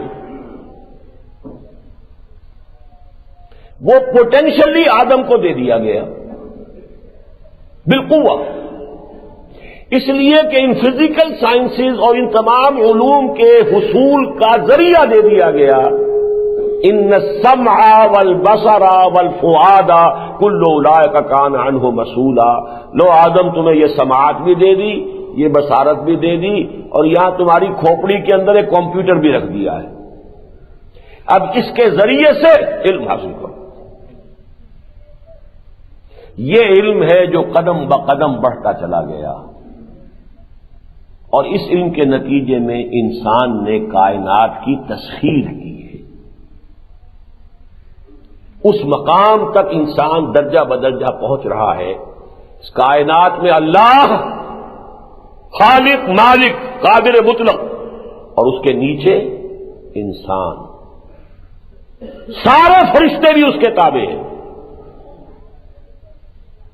وَسَجَدَ الْمَلَائِكَةُ كُلُّهُمْ أَجْمَعُونَ، 6 مرتبہ 7 مرتبہ قرآن مجید میں یہ تذکرہ ہے۔ کیوں سجدہ کرایا؟ جب تسخیر کائنات، جب خلافت اس کو دے دی ہے تو جو ساری سول سروس ہے اس کے تابع ہوگی کہ نہیں ہوگی؟ اگر انگلستان سے لارڈ ویول کو وائس رائے بنا کر بھیجا گیا، یا لارڈ ماؤنٹ بیٹن کو وائس رائے بنا کر بھیجا گیا، یا لارڈ لنگسگو کو وائس رائے بنا کر بھیجا گیا، تو کیا مانی تھی؟ ہندوستان کی ساری ملٹری اینڈ سول جتنی مشینری ہے وہ اس کے تابع ہے۔ اس سے اوپر تو صرف ہز میجسٹیز گورنمنٹ ہے، یا ہر میجسٹیز گورنمنٹ ہے، ملکہ عالیہ یا شہنشاہ معظم کی حکومت اس سے بالا ہے، بس باقی ایک ایک انسان یہاں کا اس کے تابع ہے۔ یہی تھی نا خلافت، وائس ریجنسی۔ آدم کو وائس رائے بنا کر بھیجا گیا ہے، اور یہاں سول سروس ہے اللہ کی، یہ فرشتے ہیں، سارا کائنات کا نظام جو چلا رہے کون ہے؟ فرشتے ہیں۔ وما یعلم جنود ربک الا ھو، ان سب کو جھکا دیا گیا ہے، جھک جاؤ سجدہ کرو۔ وہ تسخیر کائنات ہے جو انسان درجہ بدرجہ کرتا ہوا آج کہاں پہنچ گیا ہے؟ چاند کو اپنے قدموں تلے رون چکا ہے۔ اس سے آگے کی تیاریاں ہیں، کہاں سے کہاں تک۔ علامہ اقبال نے جو نقشہ کھینچا ہے بڑا پیارا نقشہ ہے کہ عروج آدم خاکی سے انجم سہمے جاتے ہیں، کہ یہ ٹوٹا ہوا تارا مہ کامل نہ بن جائے۔ مہ کامل تک تو پہنچ گیا، اس سے آگے کہاں جائے گا انسان؟ اب دیکھیے، میں آپ کو قرآن مجید میں، جیسا کہ میں نے اصول ہمیشہ بتایا ہے، اہم مضامین کم سے کم 2 جگہ ضرور آتے ہیں۔ 2 آیتیں سنا رہا ہوں آپ کو۔ الم تروا ان اللہ سخر لکم ما فی السماوات وما فی الارض۔ قرآن مجید جب کہتا ہے ما فی السماوات وما فی الارض، کل کائنات مراد ہوتی ہے، صرف زمین ہی مسخر نہیں کی گئی، جو کچھ آسمانوں میں ہے، فرشتوں کے لشکر کہاں ہیں؟ سب مسخر ہے۔ یہ ضرور ہے ایک پوٹینشیلٹی کو ایکچویلٹی بننے میں وقت لگتا ہے۔ آم کی گٹھلی سے آم کا درخت وجود میں آ جائے گا، لیکن وقت لگے گا۔ وہ سفر ہے جو آدم نے طے کیا ہے، لیکن مسخر تو کر دیا گیا، فرشتے تابع کر دیے گئے، کل کا کل علم عطا کر دیا گیا، اس کو حاصل کرنے کے ذرائع دے دیے گئے۔ ان السمع والبصر والفؤاد کل اولئک کان عنہ مسئولا۔ الم تروا ان اللہ سخر لکم ما فی السماوات وما فی الارض، سورہ لقمان کی آیت نمبر 20 ہے یہ۔ اور سورہ جاسیہ وَسَخَّرَ لَكُم مَّا فِي السَّمَاوَاتِ وَمَا فِي الْأَرْضِ جَمِيعًا مِّنْهُ، اور اضافہ کر دیا تمہارے لیے ہم نے آسمانوں میں جو کچھ ہے، زمینوں میں جو کچھ ہے، وہ کل کا کل مسخر کر دیا ہے۔ یہ خلافت آدم ہے، تسخیر کائنات کی شکل میں جو بڑھتی چلی جا رہی ہے۔ اللہ نے اس کے ساتھ ایک بیلنسنگ فیکٹر دیا تھا۔ سورہ بقرہ کے 4 رکوع کے آخر میں اس کا ذکر ہے۔ دیکھو آدم، تمہیں ہم نے یہ سب کچھ دے دیا، لیکن ایسا نہ ہو کہ تمہارا دماغ پھر جائے، کوئی نشہ چڑھ جائے، بغاوت پر آمادہ ہو جاؤ۔ تو ہم نے ایک دوسرا سلسلہ بھی ہم جاری رکھیں گے، وہی کا سلسلہ جاری رکھیں گے۔ وَإِمَّا يَأْتِيَنَّكُم مِّنِّي هُدًى فَمَن تَبِعَ هُدَايَ فَلَا خَوْفٌ عَلَيْهِمْ وَلَا هُمْ يَحْزَنُونَ وَالَّذِينَ كَفَرُوا وَكَذَّبُوا بِآيَاتِنَا أُولَٰئِكَ أَصْحَابُ النَّارِ هُمْ فِيهَا خَالِدُونَ۔ وحی کا سلسلہ جاری رہے گا۔ جو کوئی بھی ہماری اس وحی کی ہدایت کے تابع رہیں گے، چلتے رہیں گے، چاہے تم آسمانوں پر پہنچ جاؤ، کوئی خرابی نہیں ہوگی۔ لیکن جیسے ہی آج سے تقریباً 300 سال قبل انسان نے وحی کی طرف سے اپنا رخ موڑ لیا، یورپ میں رینائسنس کے بعد ہی explosion of sciences and knowledge ہوا ہے۔ یہی تو 300 برس ہے جس میں انسان نے سارا کچھ یہ حاصل کیا ہے۔ پہلے تو کیڑی کی چال چل رہا تھا آدم، یہ ایک دم جو دوڑا ہے، تو یہ تو یہی 200-250 برس ہے، ایک کے بعد ایک، ایک کے بعد ایک، ایک سے ایک نئی ایجاد، نئی سے نئی اختراع، نئی سے نئی جو ہے وہ انکشافات پے بپے ہوتے چلے گئے، ایکسپلوژن۔ بدقسمتی سے اسی موقع پر ہدایت آسمانی سے آنکھ بند کر لی۔ اللہ نے 2 آنکھیں دی تھی، ایک آنکھ تھی وہ علم اسماء کی، ایک آنکھ دی تھی وحی کی، ایک آنکھ بند کر دی۔ وہیں سے یہ کانی دجالی تہذیب شروع ہو گئی۔ اب جتنا کچھ تم نے حاصل کیا یہ تمہاری تباہی اور بربادی کا ذریعہ بنے گا۔ کتنے کتنے ریسورسز آف فوڈ انسان نے دریافت کر لیے، لیکن بھوک ختم نہیں ہوگی۔ ایک بڑی تعداد انسانوں کی، انہیں 2 اسکوائر میلز جو ہے روزانہ نہیں ملیں گے، اس لیے کہ ہدایت سے محروم ہے انسان۔ سائنسی ترقی، ٹیکنالوجی، ایجادات آگے سے آگے بڑھتا چلا جا رہا ہے، ہدایت والا راستہ بند کر لیا۔ یک چشمی تہذیب ہے یہ۔ اس تہذیب کے اندر برا نہ مانیے، ہم سب کے سب غرق ہیں، کوئی کم کوئی زیادہ۔ کوئی بالکل غرق ہو چکا ہے، اس کے سامنے کچھ نہیں، نہ خدا سے کوئی تعلق، نہ آخرت کا کوئی خیال، نہ وحی کا کوئی تعلق، نہ قرآن سے کوئی دلچسپی۔ دنیا اور دنیا کی محنت اور دنیا کا عیش اور دنیا کا ساز و سامان اور دنیا کی سہولتیں، بہت بڑی بات ہے۔ ویلفیئر اسٹیٹ، اجتماعی طور پر بہبود ہونی چاہیے، دنیا میں یہ ہونا چاہیے۔ آخرت کس بلا کا نام ہے، کوئی فکر ہی نہیں۔ اللہ خالق وہ بھی کوئی ہے، ہوگا کوئی، ڈکوسلے ہیں۔ روح بھی کسی شے کا نام ہے، کیا پتا ہے۔ بھائی جسم ہے، جسم کی خیال رکھو، جسم کو پالو، پرورش کرو، اس کے لیے منرلز ہونے چاہیے، وائٹامنز ہونے چاہیے، یہ ہونا چاہیے، وہ ہونا چاہیے۔ روح کس شے کا نام ہے؟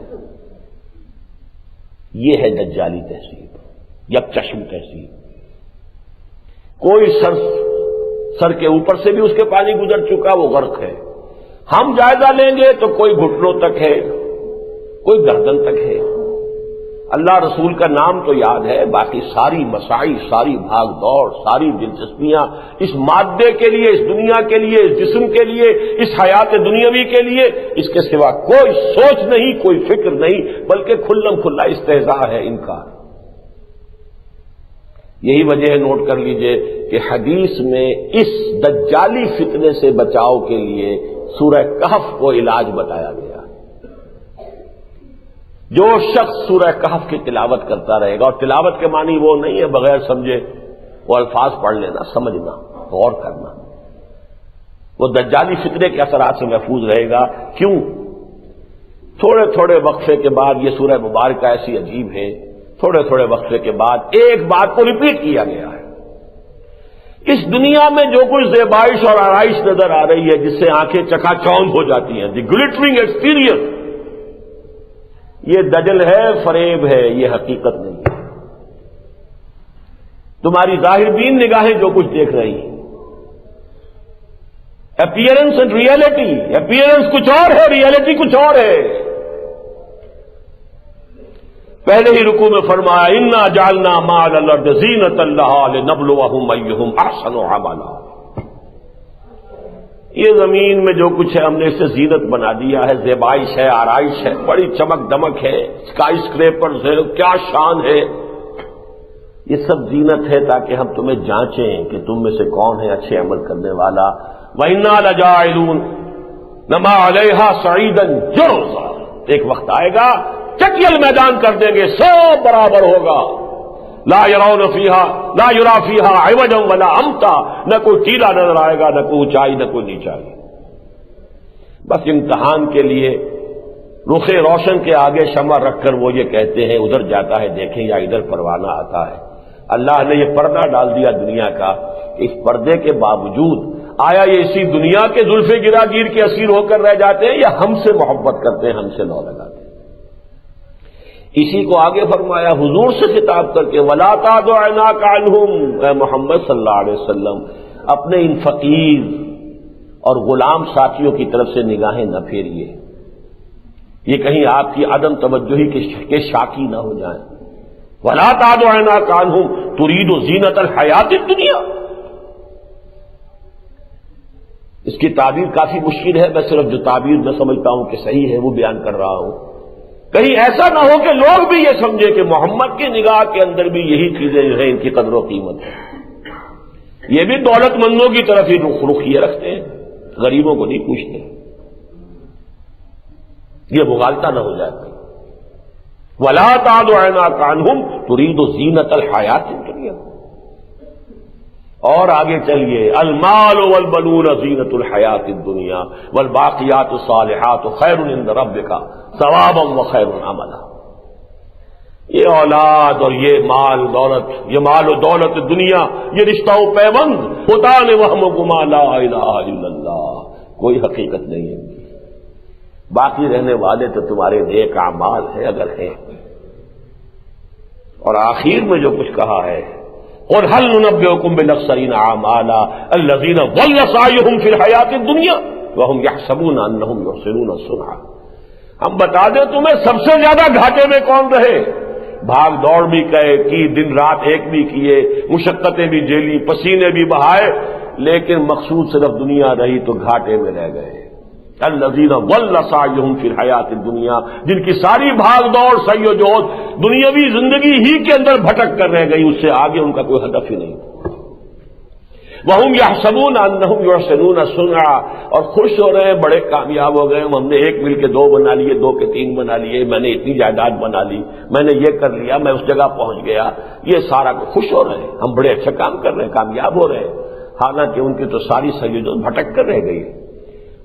وہ تیر نیم کش جس کا نہ ہو کوئی ہدف، اللہ نے یہ تمہیں صلاحیتیں دی تھی، وقت دیا تھا، آخرت بناؤ، آخرت کماؤ اور اللہ تعالی کو راضی کرو، اللہ کی رضا حاصل کرو۔ تم نے کہاں لگا دیا اس کو؟ توانائیاں اپنی جوانی کہاں گوائی، کہاں لگائی؟ یہ ہے اصل میں اس عام جو فتنہ ہے، فتنہ دجالی۔ اور اس موضوع پر میں آپ کو بتا دوں کہ بہترین جو ہے بات سورہ کہف کی، گویا کہ ایک حوالے سے وہ مختصر تفسیر بھی کہہ سکتے ہیں، لیکن وہ التذکیر بسورۃ الکہف، یہ ایک کتاب چھپی ہوئی بھی ہے، یہ مولانا مناظر حسن گیلانی رحمۃ اللہ علیہ اس صدی کے آغاز میں ایک ایسے شخص ہوئے ہندوستان میں ان سے بہت متاثر ہوں، میں سمجھتا ہوں کہ وہ جامع معقول و منقول ہے، اور ساتھ ہی ظاہر و باطن دونوں کے اندر کمال حاصل کیا۔ 4 ڈائمینشنز بہت کم لوگوں میں پوری ہوتی ہیں، وہ ہے مناظر حسن گیلانی۔ انہوں نے کبھی لکھے تھے یہ مضامین، یہ چھپے تھے سلسلے وار، الفرقان جو لکھنؤ سے چھپتا تھا پرچہ، لیکن اب یہ کتابی شکل میں شائع شدہ مل جاتے ہیں۔ میرے پاس نسخہ ہے، وہ حیدرآباد دکن کا چھپا ہوا ہے، یہ کہ اگر آپ تلاش کریں گے مل جائے گا کہ سورہ کہف کے مضامین کا اس دجالی تہذیب کے ساتھ کیا تعلق ہے۔ یہ تہذیب جو مذہب کے اعتبار سے عیسائی تہذیب تھی، یہ تہذیب کے جس کے نتیجے میں انسان نے مذہب کو کھڈے لائن لگا کر اور ساری توجہ جو ہے وہ لگا دی ہے سائنس پر اور ٹیکنالوجی پر اور اختراعات پر، انکشافات پر، ایجادات پر۔ نتیجہ کیا ہے کہ ایک آنکھ چوپٹ کھلی ہے، ایک آنکھ بند ہے۔ یہ یک چشمی تہذیب بحیثیت مجموعی دجالی فتنہ ہے۔ لیکن آگے چلیے، احادیث سے معلوم ہوتا ہے اس دجالی تہذیب کا ایک کلائمیکس بھی آنے والا ہے ایک شخص معین کی شکل میں۔ وہ انسان ہوگا یا کوئی جن ہوگا، کوئی شیطان ہوگا، کیا ہوگا، اس سے میں بحث نہیں کر رہا۔ اچھی طرح نوٹ کر لیں کہ جیسے ایک اور شخصیت ہے جو سورہ کہف ہی کے اندر جس کا تذکرہ ہوا ہے، عام طور پر جنہیں حضرت خضر کہہ دیا جاتا ہے، حضرت موسیٰ علیہ السلام کا جو معاملہ ہوا اس میں بھی یہی بتایا گیا تھا نا کہ کسی معاملے کا ظاہر اور ہے، باطن اور ہے۔ کشتی ٹوٹ گئی، وہ بیچارے جو تھے جو کشتی ہی سے اپنے روزی کماتے تھے، انہوں نے سمجھا ہوگا ہم پر قیامت آ گئی۔ انہیں کیا پتا تھا کہ اسی وجہ سے کشتی بچ جائے گی، ورنہ بادشاہ نے ضبط کر لینی تھی۔ بظاہر صدمے کی بات ہے، حقیقت میں رحمت خداوندی ہے۔ کسی کا نوجوان بیٹا فوت ہو گیا، وہ تو ماں باپ دھاڑے مار رہے ہوں گے، لیکن یہ کہ انہیں کیا پتا کہ یہ بیٹا سرکش ہونے والا تھا، تمہارے بڑھاپے میں سوہانے روح بننے والا تھا۔ اللہ نے تم پر رحمت کی ہے کہ اسے چھین لیا ہے، اور اس کی جگہ تمہیں اللہ تعالیٰ ایک نیک اور صالح بیٹا دینے والا۔ کیا پتا، ہم تو ظاہر کو دیکھتے ہیں۔ وہ جو سفر حضرت موسیٰ کا ہوا ہے جس کا سورہ کہف میں تذکرہ ہے، وہ کون صاحب تھے جن کے پاس حضرت موسیٰ کو بھیجا گیا، جنہیں ہم حضرت خضر کہہ دیتے ہیں؟ کچھ لوگوں کا خیال ہے کہ وہ کوئی فرشتے ہیں، کچھ لوگوں کا خیال ہے کہ وہ اولیاء اللہ میں سے کسی ولی اللہ کو اللہ تعالیٰ نے لمبی زندگی دے دی ہے۔ بالکل اسی طرح سمجھیے دجال کا معاملہ ہے، وہ دجال اکبر جو آنے والا ہے، جس میں یہ دجالی تہذیب اپنے کلائمیکس کو پہنچے گی، اور وہ مرحلہ ہوگا جبکہ تمام کائنات کی قوتوں پر اس کا قبضہ ہو جائے گا۔ وہ کہے گا بارش برسے اور برسے گی، زمین کو حکم دے گا اپنے خزانے نکال دو، زمین نکال کے خزانے باہر پھینک دے گی، مردوں سے کہے گا اٹھو اور وہ اٹھ جائیں گے، زندہ ہو جائیں گے۔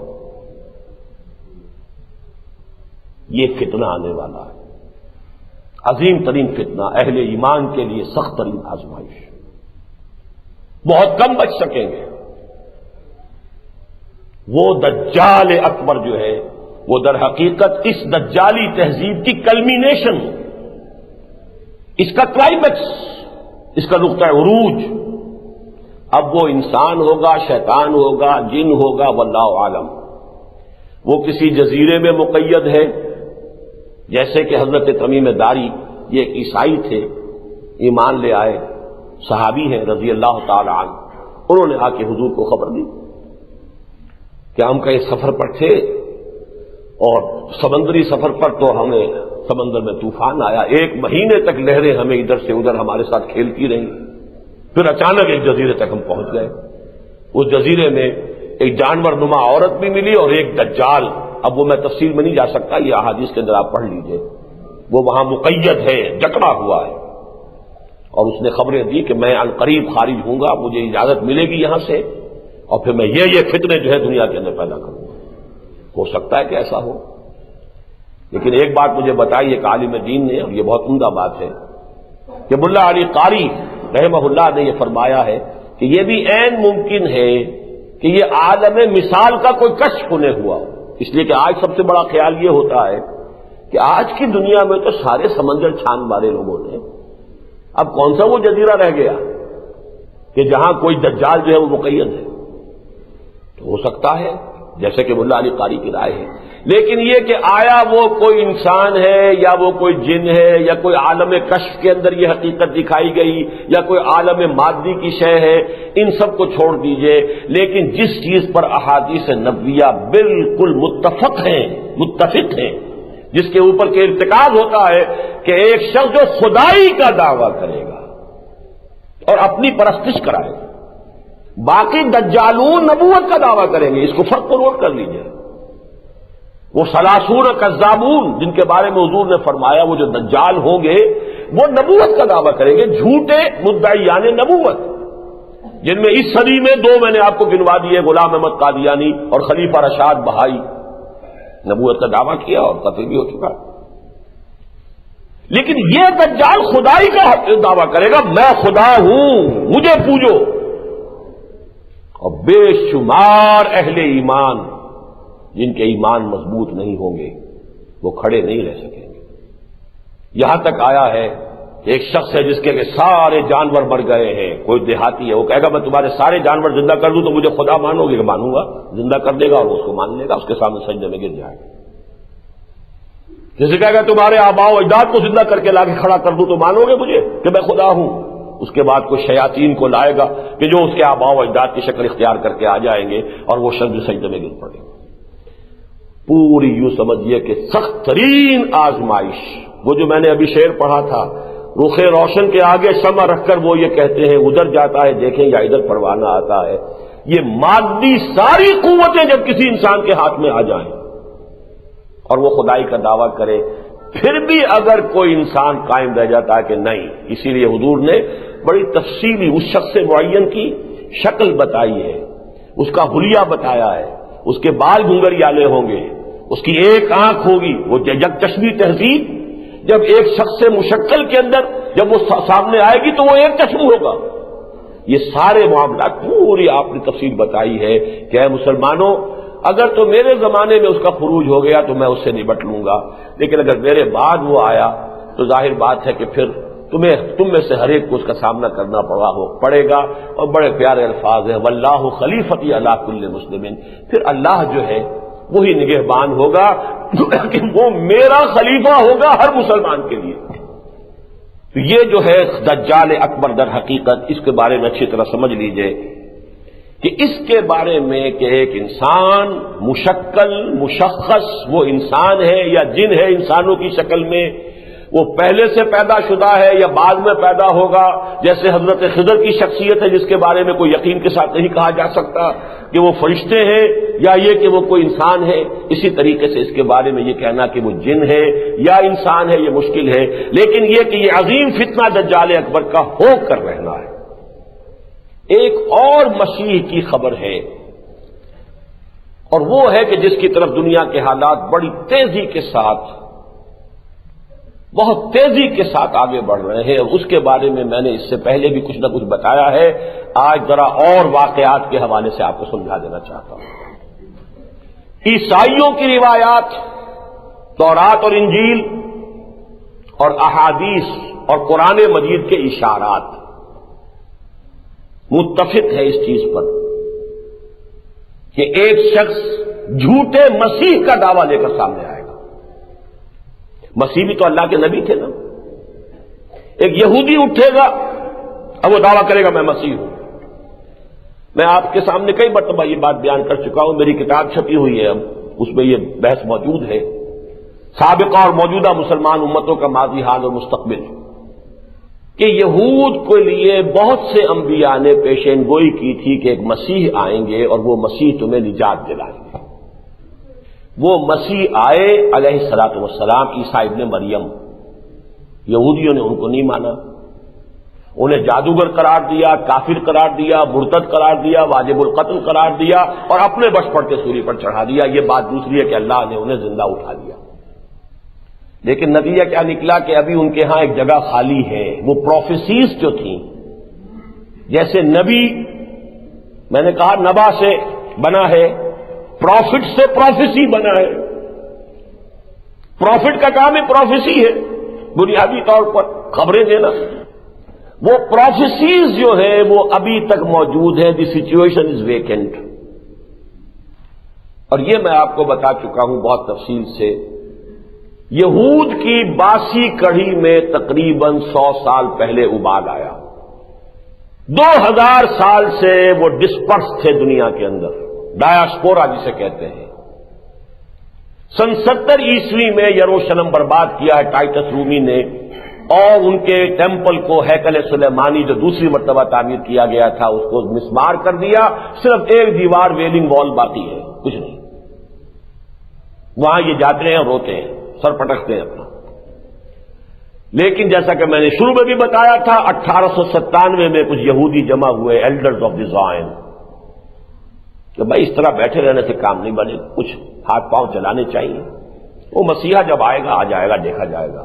تھے بھی سیکولر مائنڈڈ لوگ تھے یہ، شاید مسیحا میں پورے طور پہ بلیو بھی نہ کرتے ہو، خالص سیکولر، سود خور اور بینکرز کا ایک طائفہ تھا، یہ جو زائنسٹ جو ایلڈرز تھے، انہی میں سے ایک یہ ہے جو ہمارے عمران خان کا خسر بن گیا ہے، وہی گولڈ سمتھس، بہت پرانا یہودی سود خور خاندان، دی راث چائلڈز۔ ایک ایک ان میں سے ایک ایک چیک 40 بلین ڈالرز کا لکھ سکتا ہے، اتنی دولت ہے ان کے پاس، پوری دنیا کا کنٹرول ہے۔ IMF ہو یا ورلڈ بینک ہو، ان کے ہاتھوں کے اندر ناچنے والی کٹ پتلیاں ہیں، اس کے سوا کچھ نہیں۔ امریکی گورنمنٹ ان کے ہاتھوں میں ہے، اس لیے کہ سب سے بڑی مقروض حکومت جو ہے یونائٹڈ اسٹیٹس آف امریکہ کی ہے۔ امریکہ میں کرنسی کا ایشو اور کنٹرول ان کے ہاتھ میں ہے، گورنمنٹ آف امریکہ کے ہاتھ میں نہیں ہے۔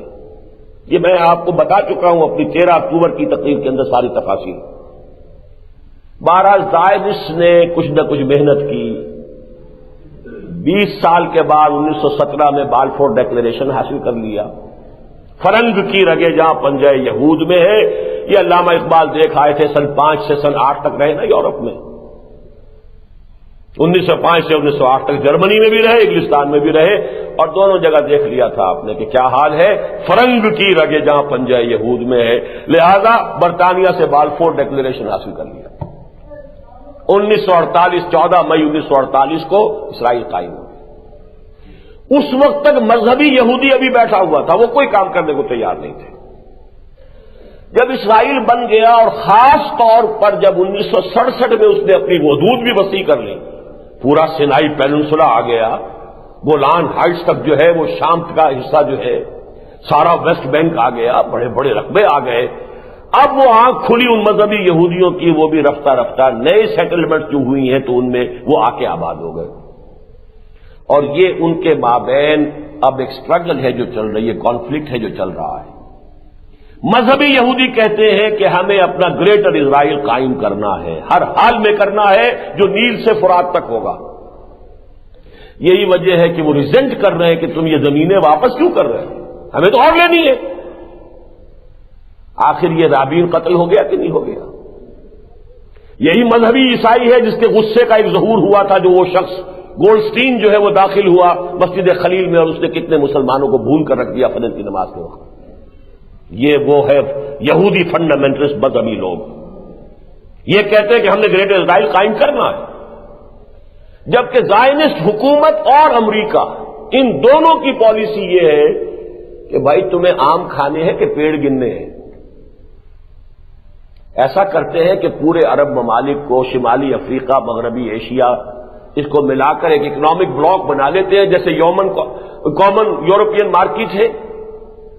اب اس میں پیسہ ان کا ہے، دولت ان کے پاس ہے، تیل ان کا ہے، لیبر ان کی ہے، ٹیکنالوجی، مینجمنٹ، نو ہاؤ سب ہمارے پاس ہے، لہذا ملائی ہم کھائیں گے، مکھن ہم کھائیں گے، پنیر ہم کھائیں گے، کوئی چھاچھ ماچھ، کوئی دودھ، سکمڈ ملک جو ہے وہ ان کو بھی دے دیں گے۔ تو یہ بہتر ہے یا خامخواہ ہم ایک جو ہے گریٹر اسرائیل قائم کریں، سارے عربوں کی دشمنی مول لیں، سارے مسلمانوں کی دشمنی مول لیں، تو وہ تو پھر یقاتلون فیقتلون ویقتلون ہو کر رہے گا، وہ ہمیں قتل کریں گے تو ہم انہیں قتل کریں گے، کوئی امن نہیں ہو سکے گا۔ تو یہ پیس پلان جو چل رہا ہے، پیس، تو پیس کے حوالے سے ایک کامن مارکیٹ بنا لو، لیکن ان دونوں گروپس کے مابین نوٹ کرنے کی بات یہ ہے، یہ طے ہے مسجد اقصی گرائی جائے گی اور تھرڈ ٹیمپل تعمیر ہوگا۔ میں یہاں آپ کو 2 قول سنا رہا ہوں۔ 14 مئی سن 48 کو اسرائیل قائم ہوا، جون سن 67 میں موشے دایان، وہ کانا، وہ جرنیل، وہ داخل ہوا یروشلم میں، پرانے یروشلم میں فتح کیا، اور اس کے بعد اس کے الفاظ ہیں، we have return to our holiest of holy places, never to leave this place again. ہم آ چکے ہیں اپنی مقدس ترین جگہ پر، اور اب کبھی یہاں سے نہیں نکلیں گے۔ اسی زمانے میں ایک یہودی، نام اس کا اسرائیل ایلڈاڈ ہے، اس سے کسی بڑے صحافی نے انٹرویو لیا، are you going to build your temple? Yes. When will you do it?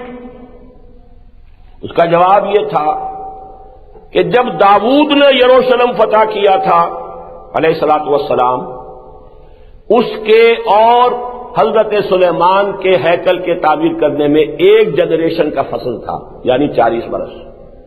The same will happen here. 40 برس کے بعد ہم اپنا ٹیمپل تعمیر کریں گے۔ تو یہ کتاب جو ہے دی لیٹ گریٹ پلینٹ ارتھ، ہال لنڈسے اس کا مصنف ہے، 1970 میں چھپی ہے، جس سے میں یہ سارے آپ کو حوالے دے رہا ہوں۔ اس نے وہ لکھتا ہے کہ ایک دم وہ صحافی جو ہے چونک اٹھا، کیا کہہ رہے ہو؟ پھر اس گنبد صخرہ کا کیا ہوگا؟ ڈوم آف دی راک، اس کا کیا بنے گا کہ جو مسلمانوں کی یوں سمجھیے کہ مقدس ترین جگہ ہے اور وہ عین اس کے مرکز میں ہے۔ اس نے کہا this is of course an open question, who knows may be there will be an earth quake, ہو سکتا ہے کوئی زلزلہ آئے اور مسجد قبا گر جائے، کوئی آرٹیفیشل زلزلہ بھی پیدا کیا جا سکتا ہے، کوئی بام وہاں پہ رکھا جا سکتا ہے، بام بلاسٹ۔ 20 سٹوری بلڈنگ جو تھی تباہ ہوئی ہے ایک بم سے، اوکلاہوما میں 200 آدمی مرا ہے ایک بم سے۔ تو سوچئے کہ مسجد اقصی کا کیا حال ہوگا؟ یہ طے ہے، اور 40 برس ان کے اب پورے ہو رہے ہیں۔ نوٹ کر لیجئے 1948 میں فتح کیا تھا، 1998 آیا کھڑا ہے سر کے اوپر۔ اور یہی رشوت ہے کہ جو زائنسٹ دے رہے ہیں یہودیوں کو کہ یروشلم کے معاملے میں ہم قطعاً کوئی کمزوری نہیں دکھائیں گے، یروشلم ہمارا ہے، اسرائیل کا پایہ تخت دارالخلافہ رہے گا، یہیں اب امریکہ کی ایمبیسی بھی شفٹ ہونے والی ہے، وہیں ویٹیکان کی ایمبیسی بھی جو ہے وہ بھی آ کر بننے والی ہے، یہ تو ہمارا ہے۔ اور یہاں پر اور اس کے بعد وہ سارا سلسلہ شروع ہو جائے گا جو احادیث کی کتابوں میں کتاب الفتن۔ ظاہر بات ہے مسجد اقصی کے گرنے کا نتیجہ وہ نہیں نکل سکتا جو کہ ایودھیا کی مسجد کا ہوا ہے۔ ایودھیا کی مسجد تو تھی، اور مسلمانان ہند نے بہرحال اس کو کچھ نہ کچھ اپنا جذباتی ایشو بھی بنا لیا تھا، اور اس میں سمجھتا ہوں کہ انہوں نے ضرورت سے زیادہ معاملہ کر لیا تھا۔ غیر آباد پڑی تھی بہت عرصے سے، اس کی کوئی حیثیت نہیں تھی۔ پھر یہ کہ وہ کوئی ہمارے مقدس ترین مقامات میں سے نہیں تھی، بہرحال ایک مسجد تھی۔ مسجد اقصی تو ہمارا قبلہ ہے، اس حوالے سے نوٹ کر لیجیے۔ اس پر جو طوفان اٹھے گا وہی ہے کہ جس سے اصل میں وہ بھٹی گرم ہوگی، جس کا کچھ آثار اب آپ نے دیکھ لیے۔ سعودی عرب میں بھی بم بلاسٹ شروع ہو چکے ہیں، اور این امریکن بیس پر، اور 4 امریکی مرے ہیں۔ کیا قیامت وہ سعودی عرب کے اندر برپا کریں گے؟ یہاں 2 مرے تھے، اس کے بعد کیا ہوا ہے؟ ساری جو ہے وہاں کے کراچی کے معاملے میں آ کر بٹھا دیا ہے۔ اب وہی ان کی جو ہے ساری سیکرٹ سروس بھی آئی بیٹھی ہوئی ہے، ہمارے سارے معاملات کے اندر تحقیق و تفتیش کا معاملہ وہ اپنے ہاتھ میں لے چکے ہیں۔ یہ تو پاکستان ہے، پھر بھی سعودی عرب تو ویسے ان کے ہاتھوں میں ہے۔ یہ ہیں وہ حالات کہ جس میں کوئی شخص اب کھڑا ہوگا اور کہے گا میں ہوں مسیح، اب میں قائم کر کے رہوں۔ اس کے بعد وہ ملاحم کا سلسلہ، پھر عرب میں اللہ تعالیٰ کے فضل و کرم سے ایک شخصیت ظاہر ہوگی، حضرت فاطمہ رضی اللہ تعالی عنہا کی اولاد میں سے، حضرت حسن کے اسباب میں سے، اور پھر وہ عرب کے اندر وہ مدافعت کا کام، ریزسٹنس کا کام ان کے خلاف شروع کریں گے۔ ادھر سے پھر دجال نکلے گا یہودیوں کا سربراہ ہو کر، کہ جو نبوت کا دعویٰ کرے گا کہ مسیح ہونے کا، خدائی کا دعویٰ نہیں، وہ نبی ہونے کا دعویٰ کرے گا۔ وہ دجال اکبر جو ہے وہ قیامت کے بہت قریب کی نشانیوں میں سے ہے۔ یہ دجال جو ہے جو نہ مسیح ہونے کا دعویٰ کرے گا، یہ تو سمجھیے کہ چند سالوں کی بات ہے کہ آیا چاہتا ہے۔ اسی لیے اس کی بڑی تفصیلی خبریں احادیث کے اندر دی گئی ہیں، اگرچہ اس کے بعد جو کچھ ہونا ہے، مسلمانوں پر جو ستم ٹوٹیں گے، خاص طور پر عربوں پر، بڑے عجیب سے الفاظ آئے ہیں حضور کی ایک حدیث میں، ویل للعرب من شر قد اقترب۔ اقترب کا وہی لفظ ہے جو میں نے آج سورہ انبیاء کی پہلی آیت میں بھی، اقترب للناس حسابهم واقترب الوعد الحق ویل للعرب۔ عرب کے لیے بڑی ہلاکت ہے، بڑی بربادی ہے، بڑی تباہی ہے۔ من شر قد اقترب، اس شر سے کہ جو قریب آ چکا ہے۔ تو قیامت قریب آ چکی ہے اور قیامت سے پہلے یہ آنا ہے، سب سمجھ میں آ رہا ہے۔ اس لیے کہ یہودیوں کے ایجنٹ ہی تو آج ہمارے حکمران بنے بیٹھے ہیں، خاص طور پہ عالم عرب میں سب امریکہ کے ایجنٹ، اس کی کٹ پتلیاں۔ مسلمان اگر فنڈامنٹل مسلمان اٹھے گا، اس کی حمیت جوش مارے گی، اس کے اندر جو ہے احتجاج کرے گا، کیا ہوگا؟ سب سے پہلے تو یہی ختم کریں گے، یہی شاہ فہد ہوں گے، ان کی فوجیں ہوں گی، حسنی مبارک ہوں گے، ان کی فوجیں ہوں گی، اور حافظ الاسد ہوں گے، ان کی فوجیں ہوں گی۔ اب اس لسٹ میں اضافہ اور ہو گیا ہے کہ آپ کے یاسر عرفات ہوں گے، ان کی فوجیں ہوں گی۔ یاسر عرفات صاحب جو ہے فلسطین سے بھاگ گئے، اس لیے کہ اندیشہ ہے، انہیں کہہ دیا گیا کہ اب جو فلسطینی لیڈر جو ہیں یہ پی ایل او کے ایک جگہ جمع نہ ہو، اس لیے کہ خطرہ ہے۔ جیسے وہاں ادھر یہودی جو ہے فنڈامنٹلسٹ وہ جاگ چکا ہے، تو ظاہر بات ہے مسلمان فنڈامنٹلسٹ تو پہلے سے ایکٹیو ہے، حماس بھی ہے، حرکت الجہاد بھی ہے، جن کے بہت بڑے لیڈر شقاقی جو ہیں وہ ابھی حال ہی میں شہید ہوئے ہیں۔ بہرحال اس کا جو بھی آنا ہے مسلمانوں پر عذاب، وہ تو آنا ہے، بالخصوص عرب پر، ویل للعرب من شر قد اقترب۔ لیکن اس کے بعد اس کا جو آخری ڈراپ سین ہونا ہے، حضرت مسیح دجال کو قتل کریں گے، ان کی مدد سے اور مشرق سے جانے والی فوجوں کی مدد سے، وہ خراسان ہو یا پاکستان ہو، اللہ کرے کہ وہ پاکستان ہو، کہ یہاں اس سے پہلے وہ خلافت علی منہاج النبوہ کا نظام قائم ہو اور یہاں سے پھر فوجیں چلیں، اور ان کی مدد سے اور حضرت مہدی، پھر یہ جنگیں ہوں گی۔ وہ کتاب الملاحم میں بڑی تفاصیل ہے، ان کی تفصیل میں اس وقت جانا نہیں چاہتا۔ نتیجہ یہ ہوگا یہودی ایک ایک ختم ہوگا اور عیسائیت ختم ہو جائے گی، اسلام اور عیسائیت مدغم ہو جائیں گے۔ حدیث میں آتا ہے حضرت مسیح صلیب کو بھی توڑ دیں گے اور خنزیر کو قتل کر دیں گے، یعنی صلیب کا عقیدہ ختم ہو جائے گا کہ حضرت مسیح کہیں گے مجھے تو کسی نے سولی دی نہیں، مجھے تو زندہ اللہ نے اٹھایا تھا، تم نے یہ سارا جو پکھنڈ جو کھلا رکھا ہے یہ میری مصلوبیت کا، اس کی کوئی حقیقت ہی نہیں۔ یکسر الصلیب، وہ صلیب کو توڑ کر پھینک دیں گے، جو اس وقت ان کی سب سے بڑی علامت ہے، سمبل ہے، وہ گلے میں بھی لٹکا ہوتا ہے اور جو ہر جگہ پر جو ہے گرجے پر بھی کھڑی ہوتی ہے، صلیب ہی تو ہے۔ صلیب کو توڑ دیں گے اور خنزیر کو قتل کر دیں گے، کیونکہ یہ شریعت موسوی میں بھی حرام تھا اس کا گوشت کھانا، اور شریعت محمدی میں بھی، درمیان میں یہ عیسائیوں نے اس کو حلال کر لیا اپنے لیے، تو لہذا وہ بھی معاملہ ختم ہو جائے گا۔ شریعت محمدی ہی کا پھر جو ہے دنیا کے اندر بول بالا ہوگا۔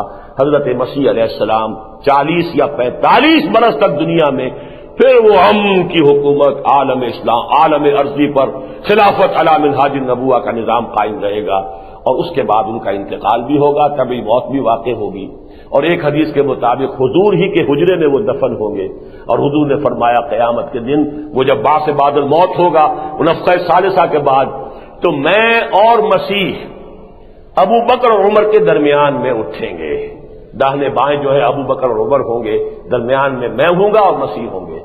ایک بنی اسرائیل کے خاتم الانبیاء تھے اور ایک تمام سلسلہ نبوت کے خاتم ہے محمد رسول اللہ صلی اللہ علیہ وسلم۔